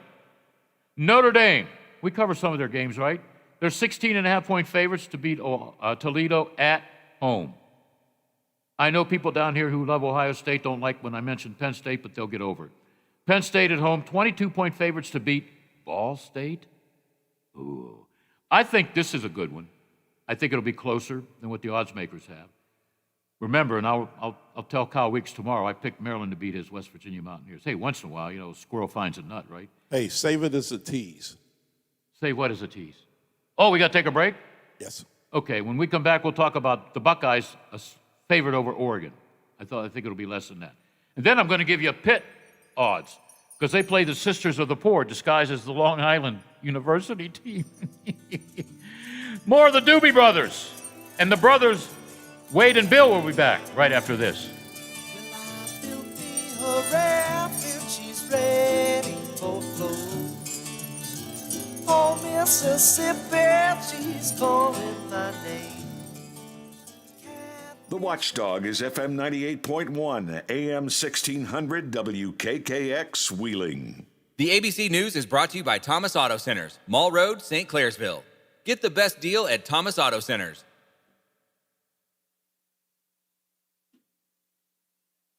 From ABC News, I'm Michelle Franzen. President Biden expected to address the wave of COVID cases in states later today and the next phase to combat the Delta variant. That includes getting more Americans vaccinated. The White House today, Press Secretary Jen Psaki says the president will issue an executive order for all federal workers to get vaccinated. The task force, the interagency task force, will provide a ramp-up period, and we expect federal employees will have about 75 days to be fully vaccinated. Idaho is one state with low vaccination rates, and healthcare workers have activated crisis care. Corey Albee is a critical care nurse at St. Alphonsus Regional Medical Center in Boise and tells ABC News patients are younger and getting sicker faster. Our COVID patients are younger now than they were 18 months ago. We intubated a 20-year-old kid last week. I've got lots of patients in their 30s, in their 40s, in their 50s. And almost every single one of them is unvaccinated. The White House also confirming the first passenger flight from Kabul since the U.S. withdrew forces last month landed in Doha, Qatar, moments ago, with international evacuees on board, including Americans. The U.S. now working through diplomatic channels to get the new interim Taliban government to allow more flights for roughly 100 Americans who want to leave. ABC News has learned the White House is withdrawing President Biden's nominee for the Bureau of Alcohol, Tobacco, Firearms, firearms and explosives. David Chipman's nomination fired up Republican critics and members of the National Rifle Association, in part because he currently serves as a policy advisor to a gun control advocacy group. The White House defended Chipman through it all, saying the president, quote, felt quite confident in Chipman's qualifications and ability to lead the agency. Chipman worked for the ATF for 20 years. He faced a tough battle for confirmation in the Senate when some Democrats wouldn't say whether they would support him. Faith Abube, ABC News, Washington. You're listening to ABC News. If you owe the IRS back taxes, then get ready to pay up. The IRS has giant private collection agencies actively tracking down folks who owe the IRS. So if you think dodging them was stressful in the past, it's going to get a whole lot tougher. Optima Tax Relief has this advice. Don't wait. Solve your tax problems now before it's too late. Optima Tax Relief works to stop the demand letters, stop the aggressive collection actions, and stop the IRS collectors from targeting you. Ask Optima about the Fresh Start Initiative, one of the biggest breaks the IRS has ever offered. If you qualify, you could save thousands, and nobody knows this program better than they do. Optima is A+ rated with the Better Business Bureau, and they get results, having resolved over $1 billion of tax debt for their clients. Get a fresh start. Call today for your free consultation. Call 800-343-6460. 800-343-6460. 800-343-6460. Optima Tax Relief. Some restrictions apply. For complete details, please visit OptimaTaxRelief.com. Health experts in Israel optimistic that they're turning the corner on the Delta variant. New data here showing the early decisions to administer the third booster shot widely, plus vaccinating more young people, are paying off. For the first time in 3 months, the replication or R rate of COVID-19 falling below 1%, meaning fewer people are spreading the virus. Positive test rates and infection numbers down, and critically, the number of new severe Delta cases continuing to fall. Jordana Miller, ABC News, Jerusalem. Witness testimony resuming tomorrow in the trial of Theranos founder Elizabeth Holmes. She's accused of fraud. Holmes facing accusations that her blood testing company was nothing more than a scam. Holmes is expected to testify. This is extremely rare that we would know going into a trial that someone is likely to testify. We know from court documents that Elizabeth Holmes very likely will take the stand in the coming weeks. ABC's Rebecca Jarvis tracking the case in San Jose, California. Starting next year, France will offer free birth control to all women up to the age of 25. It's currently free for girls now up to the age of 18. That measure will also include free medical visits about contraception. Several other European countries offer free or subsidized contraception. That move will cost the French government about $25 million each year. This is ABC News. Angie's List is now Angie. Whether you need help with routine maintenance or you're planning your dream renovation, Angie connects you with top local pros who can get the job done right. See reviews, compare quotes, and book hundreds of projects. Plus, when you book and pay through Angie, we'll cover your project up to the full purchase price, plus limited damage protection with our Happiness Guarantee. Check out Angie.com, and for more on the Happiness Guarantee, go to Angie.com/happiness-guarantee.htm. I'm Michelle Franzen, ABC News. This is ONN. Ohio has surpassed 21,000 deaths from the coronavirus since the pandemic began in March 2020. ONN's Dave James has the details. The state health department puts the total at 21,020. Almost exactly half of them were age 80 and higher, and 76% of the total were age 70 and older. 537 people in Ohio under age 50 have died of COVID. That's just 2.5% of the total. Dave James, ONN News. The state health department says so far 8 people aged 19 or younger have died, along with 33 people in their 20s. And west of Cleveland, police in Avon Lake say 50-year-old Jeffrey Hull shot and killed his wife, 2 young children, and one of the 2 family dogs before taking his own life on Tuesday. Will Ewick with affiliate station WKYC-TV in Cleveland says it has devastated the community. Dr. David Miller, the medical director at UH Connor Integrative Health Network, says you should never lie to your kids about these tragic situations. However, you should adjust what you say to their maturity level. For the younger kids, I would say sometimes really scary things happen, but you're okay, we're okay, and reassure them of their safety. So I think it becomes a matter of telling as much of the truth as we can without creating more trauma. He also recommends having kids get together and grieve as a group. I'm Will Ewick. And I'm Daniel Barnett on the Ohio News Network. 304-214-1600. Call the Watchdog with your thoughts. We'll be right back to Local Talk. Hello, everyone. From the Watchdog, I'm the Storm Tracker, Darnell Foster. With a look at your local weather forecast for your Thursday. Morning sun and clouds give way to a few afternoon scattered showers and storms. A daytime high near 73. Overnight, mainly clear. Temperatures near 52 for the low. Then looking towards your Friday, a mix of sun and clouds through the day, a high near 73. Have yourself a great day, everyone. From the Watchdog, I'm Darnell Foster. The views and opinions expressed on the following program are not necessarily those of this station or its sponsors. Now it's time for Bill DeFabio on AM 1600 WKKX, The Watchdog.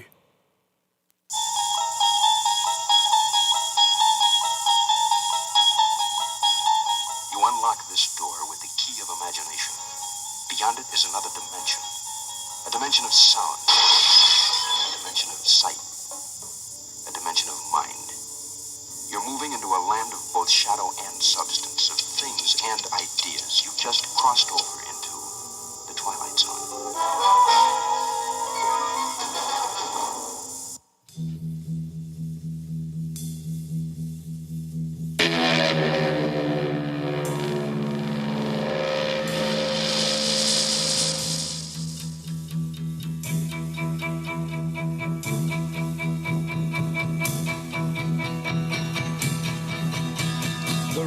Was so much colder then.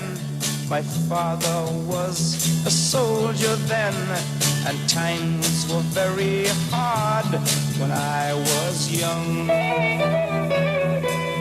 When I was young,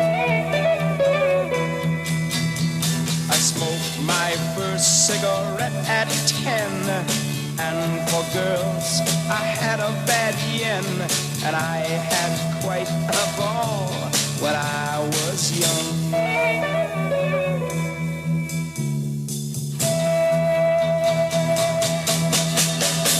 I was young, it was more important.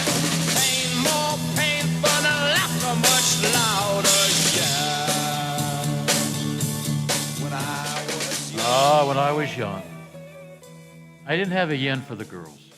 I mean, I looked like Beaver Cleaver, had the pompadour hair, but nobody go out with me. I was turned down 6 times, I think, in 2 proms, 11 and 12. Well, the one prom, when I got tired of asking girls, well, so I've already been asked. Oh, maybe next year at the senior prom. The junior prom, I just got mad and I went to watch the Pirates play. They even sucked back then, 1968. Then the next prom, I was like 0 for 4 girls. I was watching my Celtics play Game 7 of the NBA Finals with those damn Lakers. All right? And when I was young, nobody could milk a cow like I could milk a cow in Washington County. At age 7, I had control of the cow. All right? We even had milkers back then. But my hands, oh, was I good. Where'd that get me? A job in radio and TV? I don't think so. But I grew up on the farm. Yeah, I used to slice and dice chickens, put them in the freezer. And you know, Ryan Tucker, back then, you threw away the wings. That's the first thing we did. When we skinned the cat. Yeah, the cat. I might have done that too. When they skinned the chicken, you know, you clean it all up, you chop it up. First thing to go in the barrel, the wings. Unbelievable. You know? And that's precious now. That's worth almost more than gold. A friend of mine went to, I better not mention it. It's an affiliate in Pittsburgh. And he paid $1.10 for a wing. That's pricey. Yeah. Because I remember me being in high school, so we're going back, way back. 25 cents, 10 cents? They were, yeah, I mean, they honestly were like 25 cents. Yeah. Like 2000, early 2000s, yeah. I remember going to a South Side bar in Washington, PA, on the campus of Washington Jefferson. Every Thursday night was like 10-cent wings, boneless with 15 or something. And I would tell the bartender, hey, Roger, how about a draft beer? So the draft beer was like 50 cents. So for $1, I picked out and got drunk. By the way, Roger, the bartender, he's currently the NFL commissioner. Oh, wow. Roger Goodell. Oh, wow. You never heard that story? I've never heard Oh, that story. yeah, red-haired, geeky guy, geek. I wouldn't want him in the alley with me.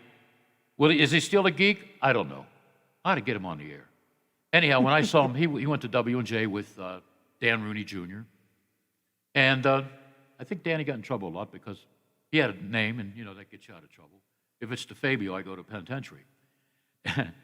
And I saw Roger. I went to cover it for Associated Press Radio. He was being honored or given what's the award?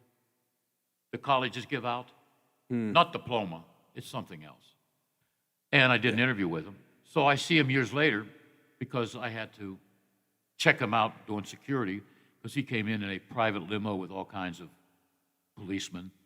And he come over to say hello to me. He said, "What are you doing now?" I said, "I'm still covering the games, but I'm doing security and having fun." And I told him about it. You know what? I remember when you were a bar, he said, "You never told a soul about that, did you, Bill?" And, I was taught by God, never tell a lie.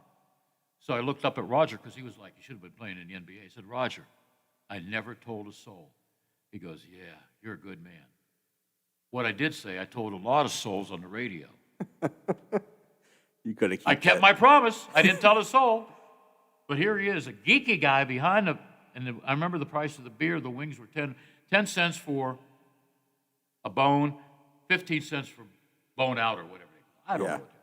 But they were huge. I mean, now you take the skin off, all you see is bone. Or if they're boneless, where's the meat? Remember the Wendy's commercial? Where's the beef? Yeah. Now you say, where's the meat on this wing? Well, it flew out the window. And a lot of that, working down at the restaurant with Jason, and he was telling me what used to be like $50 a box is now like $90. So they got to pass it on. You know how many mom and pop places are that just sell wings? They might not be around in a year. Yeah, well, it was a cheap Take bar a family food. of four to a wing place. You might spend $100. Nobody's going to eat 6 wings. Everybody's going to eat 12 wings. For sure. And if it's a football Sunday, who knows how many you can put down? Yeah. The world is going to shoot. Shut your mouth, Bill. Yeah. But that's like the song Shaft. Isaac Hayes. Yeah. He's ready to say something. The girl say, "Shut your mouth." What was it he's going to say, Wood? Wood? Yeah, Wade. I have no idea. Okay. When you have a chance, listen, I was a big Isaac Hayes fan because I lived on the floor where everybody was a soul brother and sister. So I was into Motown right away, I was into Gordy Records right away. And I really liked Isaac Hayes. And he did the theme to Shaft. Mm-hmm. And in the middle of the song, he's ready to swear, and the girls in the background say, "Hush your mouth." Boy, oh boy, oh boy. I remember singing with the guys down the hall. We thought we were the Temptations. Smokey Robinson and the Miracles. It was a miracle we never got in trouble for, playing the dope game. Because our resident advisor was smoking the weed. Oh, there. You go on the streets of Boston, there was a bridge where we had to pledge under fraternity. Everybody's smoking, I didn't know what it was, I was my first year, I was getting used to the names. I asked for a hoagie, and people looked at me. You got to ask for a grinder. Yeah, grinder. A milkshake, you just get a milkshake. Chocolate milk, and that's it. If you wanted ice cream, it was a frap. Oh, I never knew that one. Yeah. And I didn't drive, but all the rich guys, because we had a lot of rich guys from New York, drove Mercedes, while I took my date out on a trolley for 50 cents one way. I remember standing in line, and I'm not too proud to beg, standing in line for The Godfather in 72. I picked up this girl from Manhattan. Well, she was journalism class. We met. I took her out. She thought I was going to take her to a great dinner. Well, 50 cents, a quarter apiece, to go to Government Center. I took her out to dinner at McDonald's. And she goes, "I didn't expect this." I said, "Wasn't that a surprise?" Full of surprises even back then. Then we stood in line. I think it was only like 75 cents to go see The Godfather back then. She falls asleep during the wedding scene. Hey, we still got 2.5 hours to go. I want to go. Okay. Never saw her again. But I remember The Godfather. It was a long movie. You both agreed to The Godfather? She was on board? I guess. That was the problems right there. Well, I see the big lots of problem was, problems in this date. I'm an Italian guy, and she's a Jewish girl. I don't know. Yeah. But I took an Italian girl to see a Jewish movie later, Fiddler on the Roof. There you go. I Hey, did everything half-assed backwards. and you're going to get to see Fiddler on the stage here I want to. at the Capitol Theater. You know what I'm watching this weekend? The What's that? 1972 film version that I saw, Fiddler on the Roof. It's great. If I was a rich guy. Oh, gee, you mixed the Oompa Loompa song with that. A Loompa Loompa. What's a Loompa Loompa? From Willy Wonka. Oh, Willy Wonka and the Chocolate Machine. I didn't like Factory. Bill, we have a Josh on the phone. Josh? He's supposed to be here. Who does he think he is? Does he think he's a movie star and shows up when he wants to? Yo. What do I look like, a monkey? So what do you want? I'm in line at McDonald's. You're talking about McDonald's. What do you want? You gonna be happy? I'll get you a Happy Meal. You want a milkshake? Whoa. He's offering to bring you a hat, make you. Hey, Wade, want a cheeseburger or something? I got to take care of my producer, Wade. I could go for a milkshake. Yeah. You want a milkshake? What Yeah. kind of milkshake? Vanilla's fine. Oh, figures you'd want vanilla. Don't you want chocolate? We'll do. I want chocolate. I'll take it. We'll do. No, wait, I want a cheeseburger too. Wade and I want a cheeseburger and a milkshake, okay? Okay, we'll do 4 chocolate milkshakes. No, he wants What size? vanilla.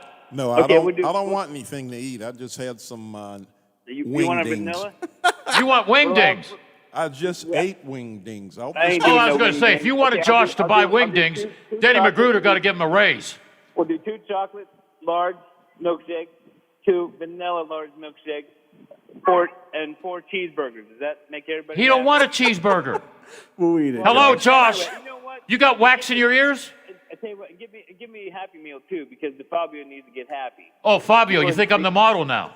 Well, the problem is if you gotta get happy for the aliens to come back, man. I'm telling you, get as happy as you can now. Yeah, But you yeah, and the we'll get- aliens. You okay, have me let's get believing they're aliens. You might be an alien scouting on us. Or you might be from a planet where you're down here you're scouting the cattle and you're going to eat me. Well, I need 2 Happy Meals too, and those can be with the chicken nuggets. He's ordering right now. And chicken nuggets in the apple slices. Wait, are we crazy or what? and 2 and that with Diet Coke. Yeah, okay. Wait. 6 piece. Okay. And Diet Coke, Diet Coke, yeah. Yeah, okay. Don't forget the napkins. Okay, Just yeah. get one of everything on the menu. He would. Not a bad idea. All right. All right. Okay, Josh, hopefully I'll see you before 3. So yeah, I'm gonna just coast my way around here. Yeah, well, you'd probably get lost. I'm telling you, man. I'm just doing this to make sure everybody's happy. Cause Yeah, we're they're happy. coming. We're happy. They're coming, man. You still should. Yeah, let them come. No. This stuff is happening. Like you get ready. Well, Get ready. you okay, Josh? I'm not joking. Do you have a high school education or GBD or GED or whatever the hell they call it? Brother, I got school of hard knocks and real work for 25 years, sir. Okay. So yeah, get ready. That's why you're making $1.50 working for Denny?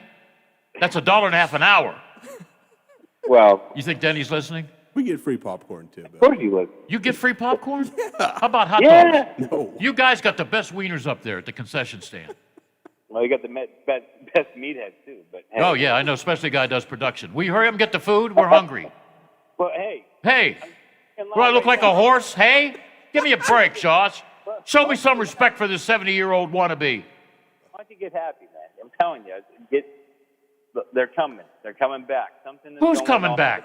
The aliens. Oh, jeez. Okay. Just get ready, man. The lockdowns, everything. It's all coming. No refund. All right, do I need more ammo? You're gonna need a whole lot more than that, sir. Okay. I would get ready and prepared, and it's gonna happen. It's all gonna happen. All right. They won't But come in to the meantime, They won't come to my house. I'll have this big, No, yes, huge they picture will. of my naked wife when she gained weight. matter of fact, you're the first person they're coming to, man. All right, man. Thank you, Josh. But in the meantime, Yeah. yo. Yo, what? Do I look like a yo-yo? Well, Yo. go to a commercial break, and by the time you get back, I may or may not show up. I'm all about time traveling. I'm actually in the McDonald's, man. I'm not.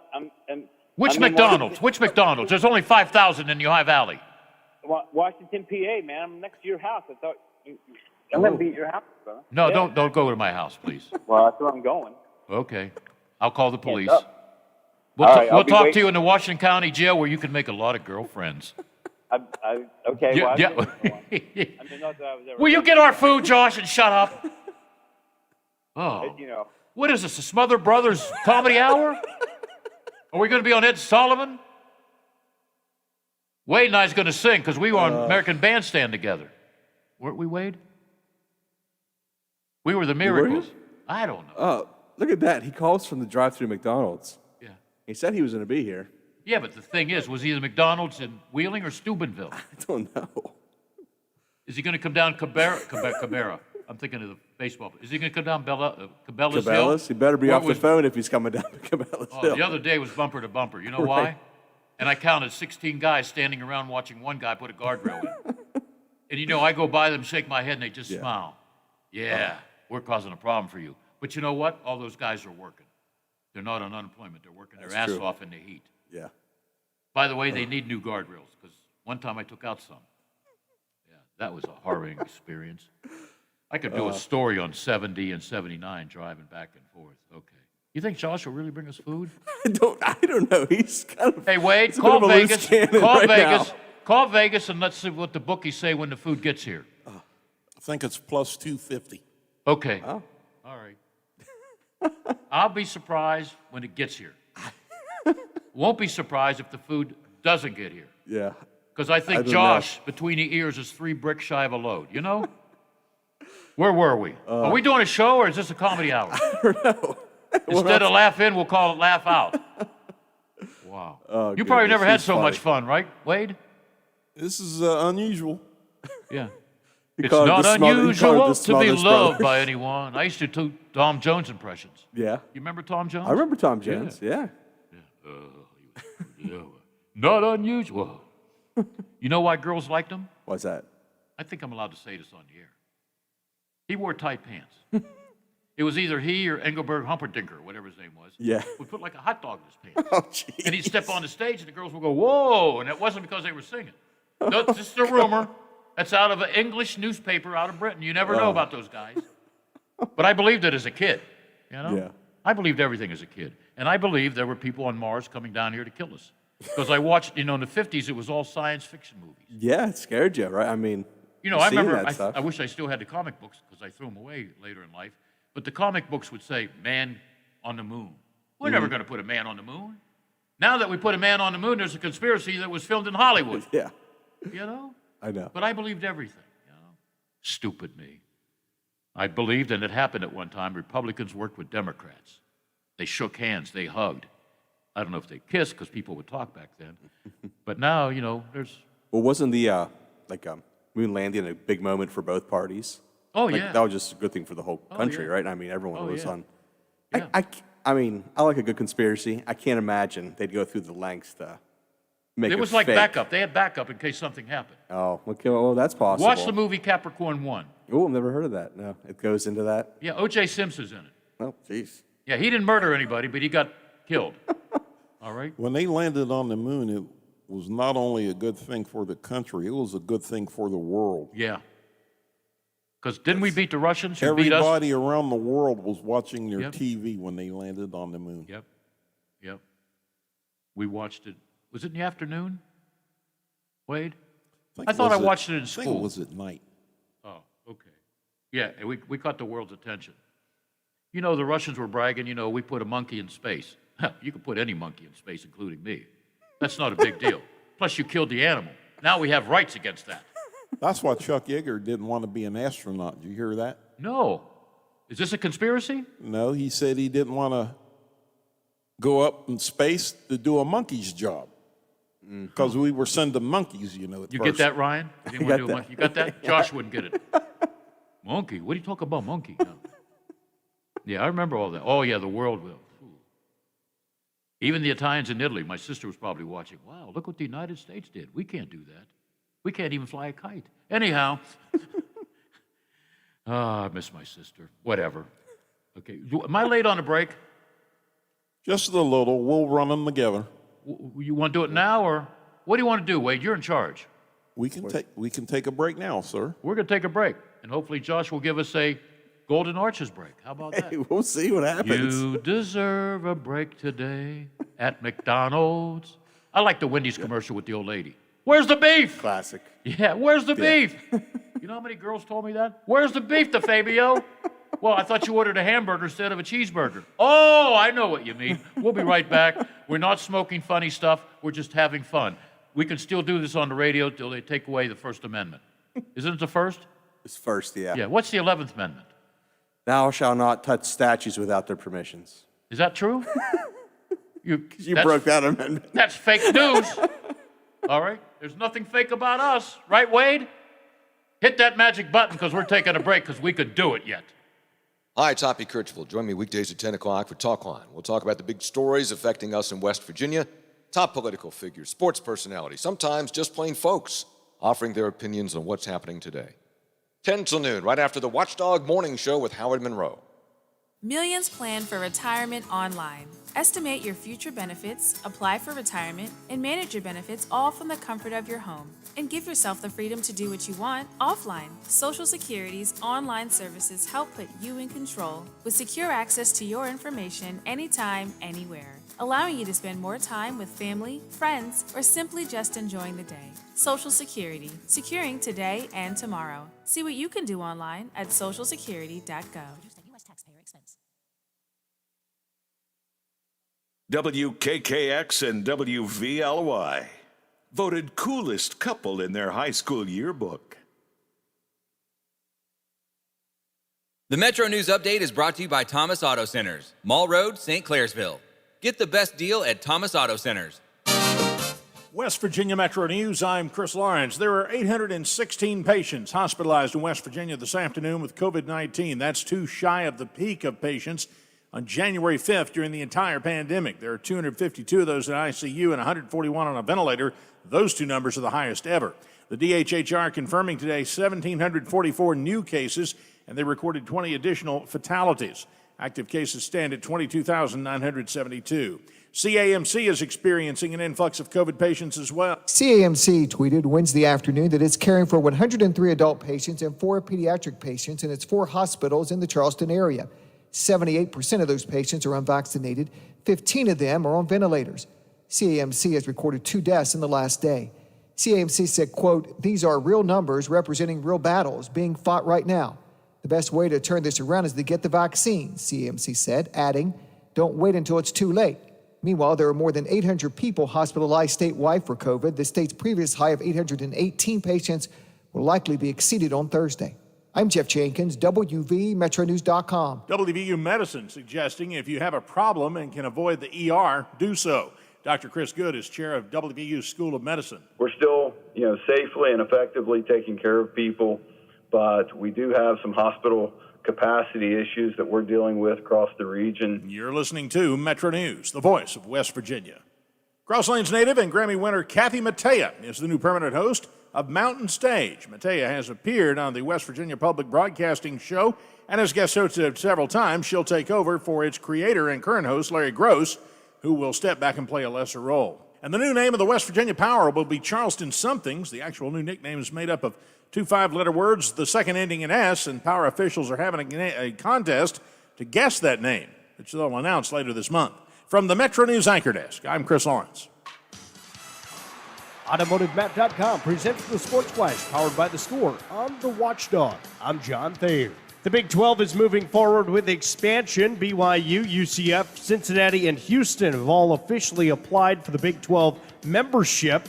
Big 12 presidents are set to be on a conference call this week to vote to accept those schools. Formal invitations and a news conference announcing the move could happen this week. Week 1 of the NFL season officially gets underway tonight at Raymond James Stadium in Tampa as the Tampa Bay Buccaneers play host to the Dallas Cowboys to kick off this season. NASCAR Cup Series continues its playoffs Saturday night in Richmond.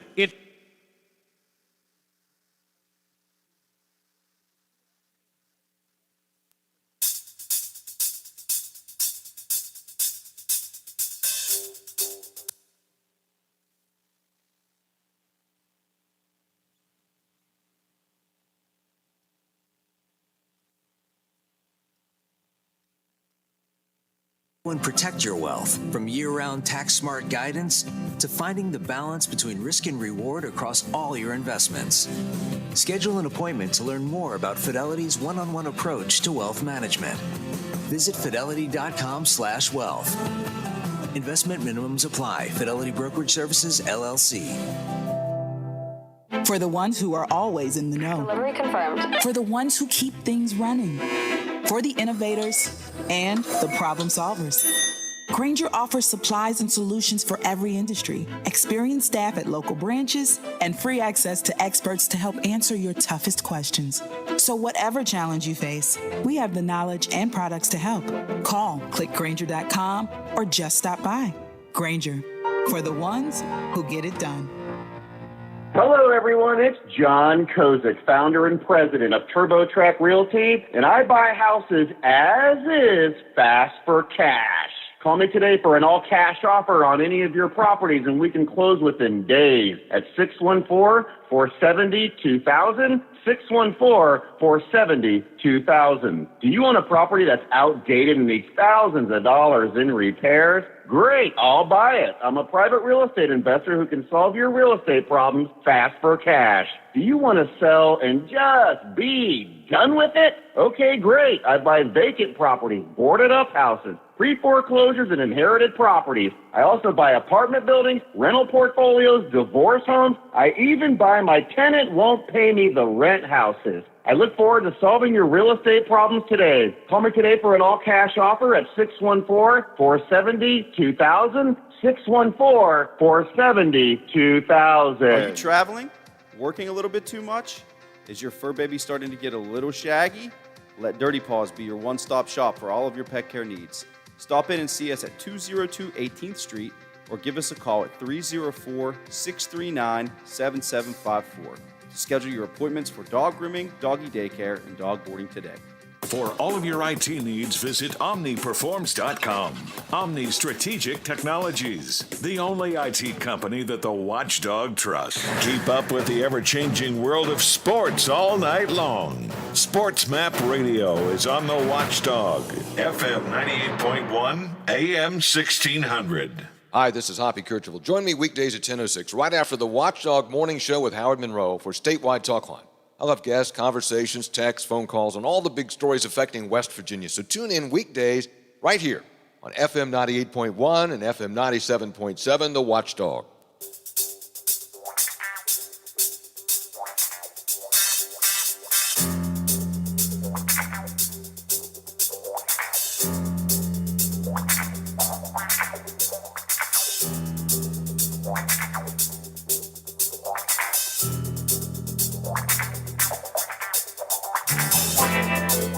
You ready for this story, Ryan? Oh, yeah. 1972, pledged into a fraternity. I had to go to Salem, where the witches were, and steal their sign in front of the yard. Mm-hmm. Okay? Well, we had a friend. He drove a truck. No heat or anything. It's colder than hell. We played this song every time we stopped and did our thing along the highway, you know? It's like a rhythm thing. Yeah. It's a wonder I didn't go to jail. There's a lot of stories you've told me. Yeah, to pledge to that I've fraternity, thought- I had to do a lot of things I didn't think I wanted to do, and I almost smacked a lot of my fraternity brothers as I was trying to go through initiation. I had to get a beer mug from like 9 different bars in Boston, okay? Find hookers and get them to sign panties. Oh, I had to get geez. 5 of them. I got all this stuff. And I almost punched the president when we come home late with the Salem sign. Okay? Mm-hmm. We're carrying this sailor sign on the way back. We had to hitchhike. But back then, you could get away with all that. Now, today, fraternities, you better not do anything wrong or else you're kicked off campus. I'm not sure what they do nowadays. Yeah. And, you know, I really hated it when they said they wanted me to pledge. I said, you guys are, I can't use that word. Shut your mouth, Bill. You guys are sissies, all right? And I got in a couple of fights. And I'm thinking, I'll go through with it because I remember going to the liquor store, and it was all fraternities. They got discount on beers. I ended up working at that liquor store because I made a deal with 3 great brothers, okay? They taught me everything about business, Jewish guys, okay? They got along with this Italian. I got along with them. I would bring in fraternities from Boston University, Boston College, Emerson School of Broadcasting, Beverly School of Art, which is like the #1 art school. It's the Harvard of art. I would bring them in. Why? Because we would give them a discount on a half a keg or a keg. I was bringing in all kinds of business. Then I would deliver booze to some of the wealthiest people in Boston. Some of the people were general managers of radio and TV, all right? I got to meet people at the Boston Globe. Next thing you know, because of my contact, it's called networking, I get a job at the Boston Globe. That was about $1.10 an hour, answering the phones. Southie. Okay, hold on, let me write that down. Southie beat Worcester. What was it, 14-7? Okay. It was experience, though, you know? It was experience, though. Yeah, I owe a lot to Kenmore Wines. They let me count the money. I ordered the booze, you know? Red Sox players would come in. You know, I got to give them a discount. Because Free tickets? No, I never. No. I could have asked for tickets, but it was 50 cents for a student ID. Yeah, I'm not going to ask for a ticket. Excuse me, Bob Veal, an ex-pirate who was with me. Bob Veal, you think I could have a couple of tickets for the grandstand for the students? No. Everything was cheap back then. And I still have my ticket stubs. So if anybody says I'm full of you know what, yeah, I'll show you. But you got to give me $500 because I'm going to prove to you that it was 50 cents. Now those seats are like $10, $15. Whatever. Boston was a great place to be. It's a great place now, but if I was working in my media back then, I would have to live about 40 miles away. I got friends in New York. I said this the other day. They're making six figures easy, okay? But you're going to spend, what, $2,500, $3,000 on a one-room apartment in Manhattan, plus utilities? That's why they live about 80, 90 miles away and get on the trolley, you know? Couldn't work in New York. Couldn't work in New York. Of course, I could sell Times Square. I could sell those Rolexes that I bought for $25. Yeah, as soon as I got off the bus, the place up here, what's it called, the tourist place? Take trips? Oh, yeah. What's at the corner? Bill's the guy in charge? Uniglobe. Yeah, I took a trip to New York. First time I was in Times Square. We stayed in the tiniest Holiday Inn Express. It was, you know how big our bathroom is down there, Hall? Yeah. This room was about as big as that. It was just enough to do your thing in a small bathroom. It was like a little closet. Put your clothes on this small cupboard-like and a small TV about as big as this screen. But you don't go to Times Square to stay in your room. No, you're so I out didn't all mind. night. Yeah. So I told the wife back then, I said, you know what? I hear about all these fake Rolexes. I'm going to get me one. As soon as I walked out on the street, there's a guy in a beautiful briefcase, leather briefcase. I should have stolen it from him. Hey, man, you want a nice watch? I knew where he was going. Yeah. Rolex. Oh, yeah, man. Here, this is one of the best ones, $25. It looks so real. So I'm walking down the street, and I notice the thing wasn't, I don't believe it. Mr. McDonald's here. This. Oh, take care of Wade first. Take care of Wade first. He did give you a Happy Meal. He just busted through the studio. Yeah. Carrying milkshakes. What's that and on burgers. his shirt? It's a picture of an owl. It's The an movement? owl. Yes. You want chocolate? Is that what you want? No, I wanted chocolate.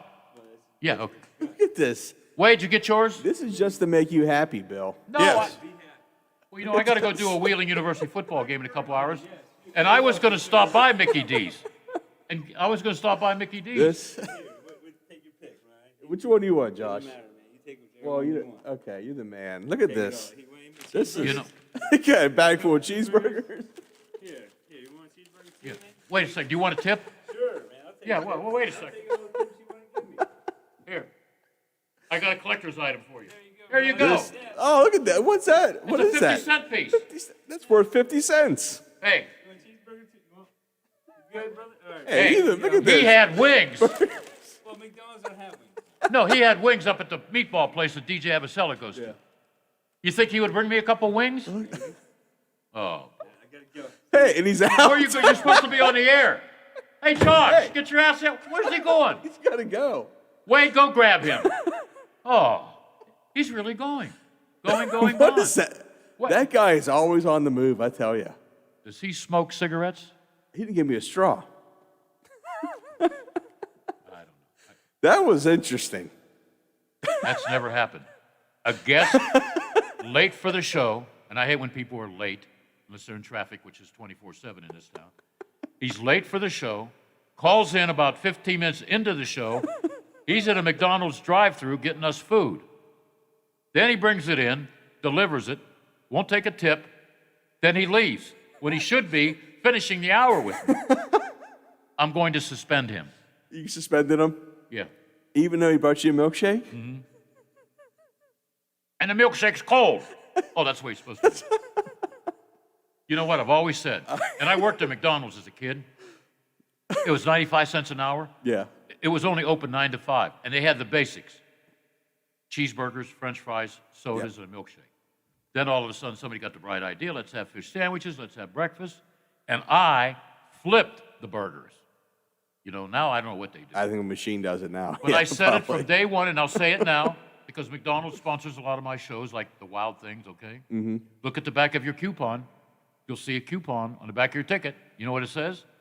Until 12/31/21, the ticket says the local 3 McDonald's restaurants, because I have to read this stuff. Buy one Big Mac, get one free. But I've always said, since I worked at that McDonald's on Mertland Avenue, which is now a donut shop, where you can't go in because nobody's working, and you stand in line for a cup of coffee for about an hour. I remember working there, flipping the burgers. Then I worked next door at Richie's Produce. My job, when the big truck came in, I had to haul ass and take watermelons out of the truck and cantaloupes. Yeah. Those big crates. I got strong real quick. So I would go from one place to the other place on a weekend, making $30, $40 a week. I was the happiest guy in Washington, you know? But I say it today, there's nothing like, even our French fries down in River City, they're okay. There's nothing like a McDonald's fresh French fry. I'm with you on that. And what about milkshakes? They're so good. They're so good. It goes together. What do you so think, well. Wade? Thumbs up on that. Yeah, we agree, brother. Okay. Hey, so I mean, Josh might have failed on the whole be here for the radio show, but he brought us milkshakes. Who does he think he is? A Hollywood movie star? He don't look like Dirt DiNardo. Not Dirt DiNardo. He was a weatherman for Channel 4. Robert De Niro. Or that heavy-set guy, he lost 50 pounds on The Price is Right. What was his name? Drew Carey. Harry Carey? Oh, he was a broadcaster. Jim Carrey? Oh, what the hell, they're all related. Who does he think he is? A Hollywood movie star? That guy's, he's That's busy. why he wears sunglasses. He's Here was my opinion. If you wear sunglasses, you're either a Hollywood movie star or you're I can't go there, sissy. I ain't calling Josh a sissy. But if he's a Hollywood movie star, sign something, Josh.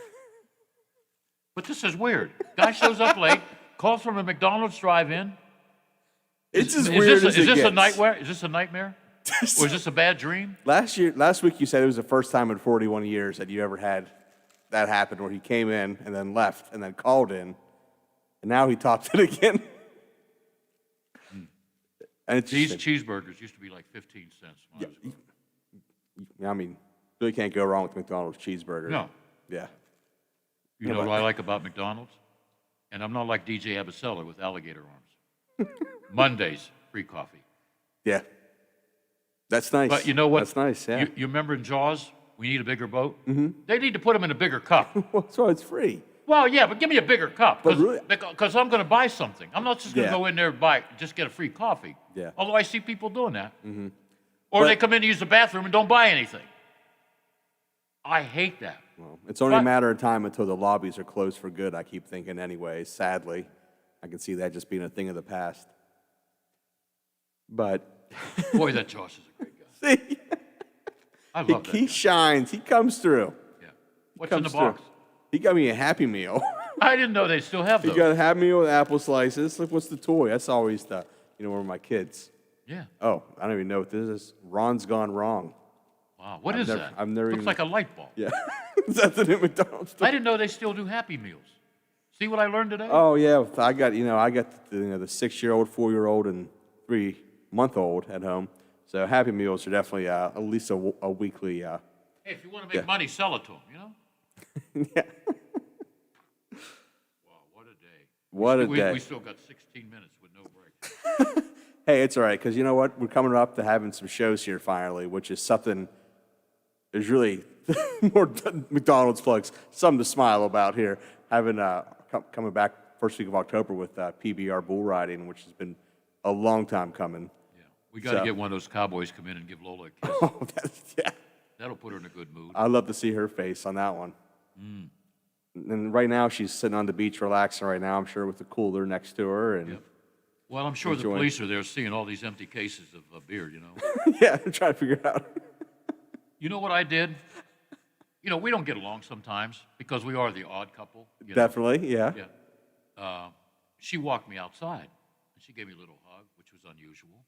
And I said, I got something for you. I bought her 12-pack of Bud Light. So I said, here, and she almost dropped it because, you know, she's got hands like mine, arthritis and that. She goes, you didn't have to. I said, just get the hell out. Don't even think of me. And she said, I won't. I won't think of you. See, so that glimmer of niceness was there. And then she said, get out of here. She is a good woman. She is a good woman. I bet. But here's my theory. Who likes good women? I bet she's listening to the show online. I bet. You Well, think? Yeah. Lola, if you're listening, I still don't like you. If you're listening, Lola, give us a call. Tell us about the weather down there. Yeah. And Josh owes her a milkshake and a cheeseburger. So he's going to have to come through with that next time. This is dinner for Lola. Yeah. This ain't bad. Oh, jeez I Louise. should It's call her. always fun. I should call her and get her on the air, but I told her I'm not going to bother you. You don't bother me. And she said that's the way it always is. Okay. All right, here we go. I shouldn't eat on the air, but it's my platform. I can do what I want. Here we go. What ones did we cover? Zeke, not Zeke, Wade. You Maybe did that- the first one, and What you was the said first you- one? Notre Dame? Yeah. We mentioned Notre Dame because Biff, who does a lot of work here, he's got 5 jobs. He's a big Notre Dame fan. I told him tonight Notre Dame's going to lose because they're not playing. I guess yes, they are. Wheeling, Notre Dame, Ohio, Biff. All right, he's golfing, by the way. He's not listening, so I can pick on him. Here we go. We have Notre Dame 16.5-point favorites over Toledo. Penn State, Ball State. Where's Ball State? Do you know? You know where Ball State is, Wade? Indiana? Indiana. Thank you. That's why we pay him. That's the right. Big bucks. Penn State's playing Ball State, 22-point favorites. I was surprised Penn State beat Wisconsin last week in Wisconsin. Oh, I love this. Wade, I think you'll agree with me. The best college football rivalry, Army-Navy. You like that? Yeah. Well, it's not Army-Navy. It's Air Force and Navy. I think Air Force will fly over those submarine guys. 6.5 points. Did you get that, Ryan? I got that. Air I Force. got it. Good. Good job, Bill. You're pro. Yeah. Pro jerk. Here we go. Ohio State, I think, I don't know if it's a trap, but it's at Buckeye Stadium where the Buckeyes are tough to beat. You know, they're tough to beat at home. It's tough to beat their referees there. Whatever. It's a great place for football, though. Maybe one of the best places other than Ann Arbor, where those people start partying a week before the game, but that's okay. That's what Lola says. Ohio State, 14.5-point favorites over Oregon. What's down here? Oh, Pitt. Pitt is 3.5-point favorites at Tennessee. And here's the laugher. Where's West Virginia? It's not even on here. That's because they're playing the Sisters of the Poor. When the spread's too big, Yeah. the bookies don't touch it. I didn't know till a couple weeks ago with Kyle said, what is LIL, whatever? Long Island University? Where's that? yeah. That's in New York. They have a basketball team. Well, they scheduled Long Island because West Liberty was already booked. Can you believe that? Mr. Positive over there. We got a bunch of comedians working here.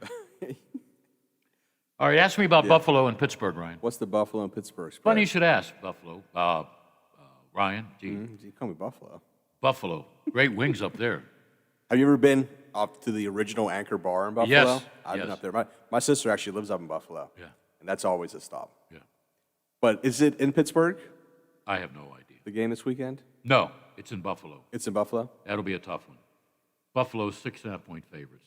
I think Pittsburgh will be in the game for a while, but that while won't last. I don't think. Well, the real question is, are they going to pay TJ Watt? I think so. They'll pay the piper, but not what he wants. They'll make some guarantees. So Signing bonus. So he'll play Yeah. Sunday? You think I got a signing bonus here? I was lucky when they were recruiting me that they took me to, where'd they take me? There's a big line of cars when I go home on 40. What's it called? The restaurant on the right when you go down the hill? Generations. Yeah, Yeah. yeah. My bonus was they paid for my lunch. There you go. Yeah, I was happy. Buffalo's, okay, here we go. Oh, Detroit. We got to mention Detroit because, you know, one of the bad things about Lola, she likes all the sports teams that basically stink. San Francisco is 7.5 at Detroit. That might be a trap game. Now, nobody asked me about tonight. Why not? Because it's not here. Oh, here it is. TB, that's Tampa Bay, and the great one. Just ask him, he'll tell you. Tom Brady, 8-point favorites over Dallas. Tampa Bay at home. I don't think Dallas will even make it close. America's team from the 70s, although it was the Steelers in my opinion. America's team now. All right? I think Tampa Bay can win another chance. They got everybody back from last year. I don't see why they couldn't. I mean, it's pretty amazing. What's Tom Brady, 44 years old? That's what he says. That's 44 one leg. Okay. I keep texting because I got a guy at the Steelers practice, and I want to know about contact with T.J. Watt. Ben Roethlisberger said to management, pay the man. Okay. I think that's what they needed to hear. No, you don't know the Roonies. Yeah. They're tough. Really? While everybody's making changes outside of those offices, guaranteed contracts, they're old school. Mm-hmm. And you can't blame them because they've been successful. Yeah, that's the truth. They have been successful, so you can't change it? What's great there, because when there's a packed house, I feel young. Because a lot of those jerseys, it costs about $190 each, The parents buy the jerseys at Sam's Club while their kids eat chipped ham and cottage cheese. You know what I mean? Yeah. I see a lot of Bradshaw, a lot of Joe Green jerseys. I think Joe Green is still the biggest seller. He's Mr. All-Time Steeler. Yeah. And I can argue that with anybody. Bradshaw was cool. There's a few of those. Yeah, but Rocky Blyer. He looked the part. Oh, yeah. He just and is he never Pittsburgh. Yeah. hardest handshake Really? I've ever had. Oh, Rip yeah. your hand off? Oh, yeah. Kind of handshake, yeah. Ripped my hand off. My shoulder went with it. Yeah. And he was one of the strongest men in football when he played. Never lifted a weight. Didn't use steroids. Wow. Just naturally. He was a natural guy. Natural, big, strong man. Yeah. So do you have a list there while I want to take another bite of I this? guess if you're trying to take a bite, but we're starting up here again pretty soon. Have some events. Looking forward to getting back to some sort of normal this year with normal-sized crowds. With PBR starting off in October, and the Capitol Theater will have the Doo-Wop Volume 19. It's going to be October 30th, which is also. Yeah, I want to interview Bobby Rydell before he dies, or before I die. Whichever happens first. Oh man. So that one we're all looking forward to. I know that's always a good time. Oh, and also at the Capitol Theater, October 10th, we have Trace Atkins. So PBR weekend is complete with, bull riding, and then Trace Atkins on Sunday. Then pretty soon we'll talk about DJ Abicello. We'll be right back in the hockey. I think November 6th is the home opener. Looking forward to it. I think there's a few new teams this year. I know one, we haven't usually played them, Iowa. I usually have never seen that team come to Wheeling. I know they'll be here this season. So looking forward to coming back, being a normal little situation there. If I'm living, and I had the guys here, if I'm living, that's low iffy. Okay. They go to Iowa to play that team. Mm-hmm. I offered to pay my way, go on the team bus, pay my hotel room, and I would pay the $125 to rent the Field of Dreams field. The players are going there. Oh, that's. And I said to Army, what's his last name? Navy? I don't know. Air Force? Army, yeah. I said Air to Army. Force. Derek Air Force. There you go, Derek, whatever he calls himself. If it's AD, yeah, okay. Yeah. Did you watch the Yankees White Sox game? I watched it like 3 times. I got emotional at the beginning watching them come through the corn stalks like that. That needs to be an annual setup because that's a great thing. Just ask Wade. It's always a who's who I have on the air. And when they're in the studio, they've done something good because I wouldn't interview them. But Mm-hmm. I've had many people come in here, look at me and said, Mr. DeFabio, is this heaven? You believe that, Wade? Okay, that was a bad one. Yeah, I don't know. I don't think that's very believable. Hey, Josh, if you're listening, I could use another burger. Get your butt in here, man. This is barely, it could barely feed a mouse. Hey, you never know when he's going to show. No, don't do Hey, it. if you want the Happy Meal, you can have the Happy Meal, Bill. No, I'm happy to get out of here. That's all. I got to put my game face on for Wheeling. It's 3rd down. Yeah. And 16. What? Yeah. Another neat event we'll be hosting tomorrow at the arena. We have the Wheeling Hall of Fame ceremony, which is a neat little event where they induct for different literature. Is that open arts. to everybody? It was open. There were tickets sold. I think now it's been closed because it includes dinner from River City. Actually, is providing the dinner for it, which I know they have a new chef there. And I had lunch there the other day. It was great. Hey, Bill, you called for Josh. He's on the phone. Oh, he's listening. Is he on the line? Oh, yeah. Josh, I should have had you bring me a stack of burgers. I'm still hungry. Well. But that's okay. I'm taking my milkshake to Wheeling University, and hopefully they'll have snacks there. I can have it. So that's my request. I need snacks. All right, maybe next week. Yeah, we'll Maybe see. next week. We'll see. But I'm thinking about suspending you. But since you came in late, since you called from a drive-through, you're a good guy. So Ryan says you can't suspend him. Yeah, I'm trying to vouch for you, Josh. Yeah, he says that you're the best worker under Danny Magruder's tent. Is that true? Yeah, I usually get the taking one for the team award once a month. You know, that's kind of fun. I'm not going to ask you where you take it. But Josh, thank you very much. You're a good man. Thanks, Josh. Yeah. Oh, yeah. Sure. It was a good time. I'm glad you got to see me. Okay. You're lucky. You're lucky in that way, Bill. And if you really like me, I love wings. So go rob a bank to pay for them. I don't get no time for wings, man. I'm a busy person. I'm on my way to like my third job right now. I'm busy. Oh, yeah, but you didn't have time to be on your show, right? But Plus, you left, Josh. I thought you were going to hang around. You gave us our food, then you went out the door. I said, maybe he's going to the bathroom. And Ryan said, no, he's gone. Gone. Josh, I'll see you next week. I'm already out of Wheeling, man. Maybe I'll see you next week. Maybe we won't. I don't know, man. They're coming back. Well, I know. If they're coming back. Be prepared. Yeah, maybe I ought to bring a cannon to work. You guys be prepared, man. Yeah, I will. Or it would be like that movie. What was it? Mars Attacks? Yeah. They played that country song and all the Martians died. Back, back, back, back, back. Yeah. Back, back, back, back. That made me so sick that I had to watch it again. Back, back, back, back. Whatever. Oh, yeah. You laugh, but I'm not laughing, man. They're coming. What's the worst they can do? Eat us? Are we going to be Soylent Green? Oh, you didn't see that movie, did you? What? What are you doing? Eating a cheeseburger and swallowing it whole? Ryan has a video I sent him this morning of a jellyfish in the sky, man, over in China. There's He did stuff show. that's happening all over the place. Oh, yeah. Jellyfish? Project Blue Bean, man. Yeah. I Okay. got to go. All right. That guy's whacked. He fits in perfectly with us.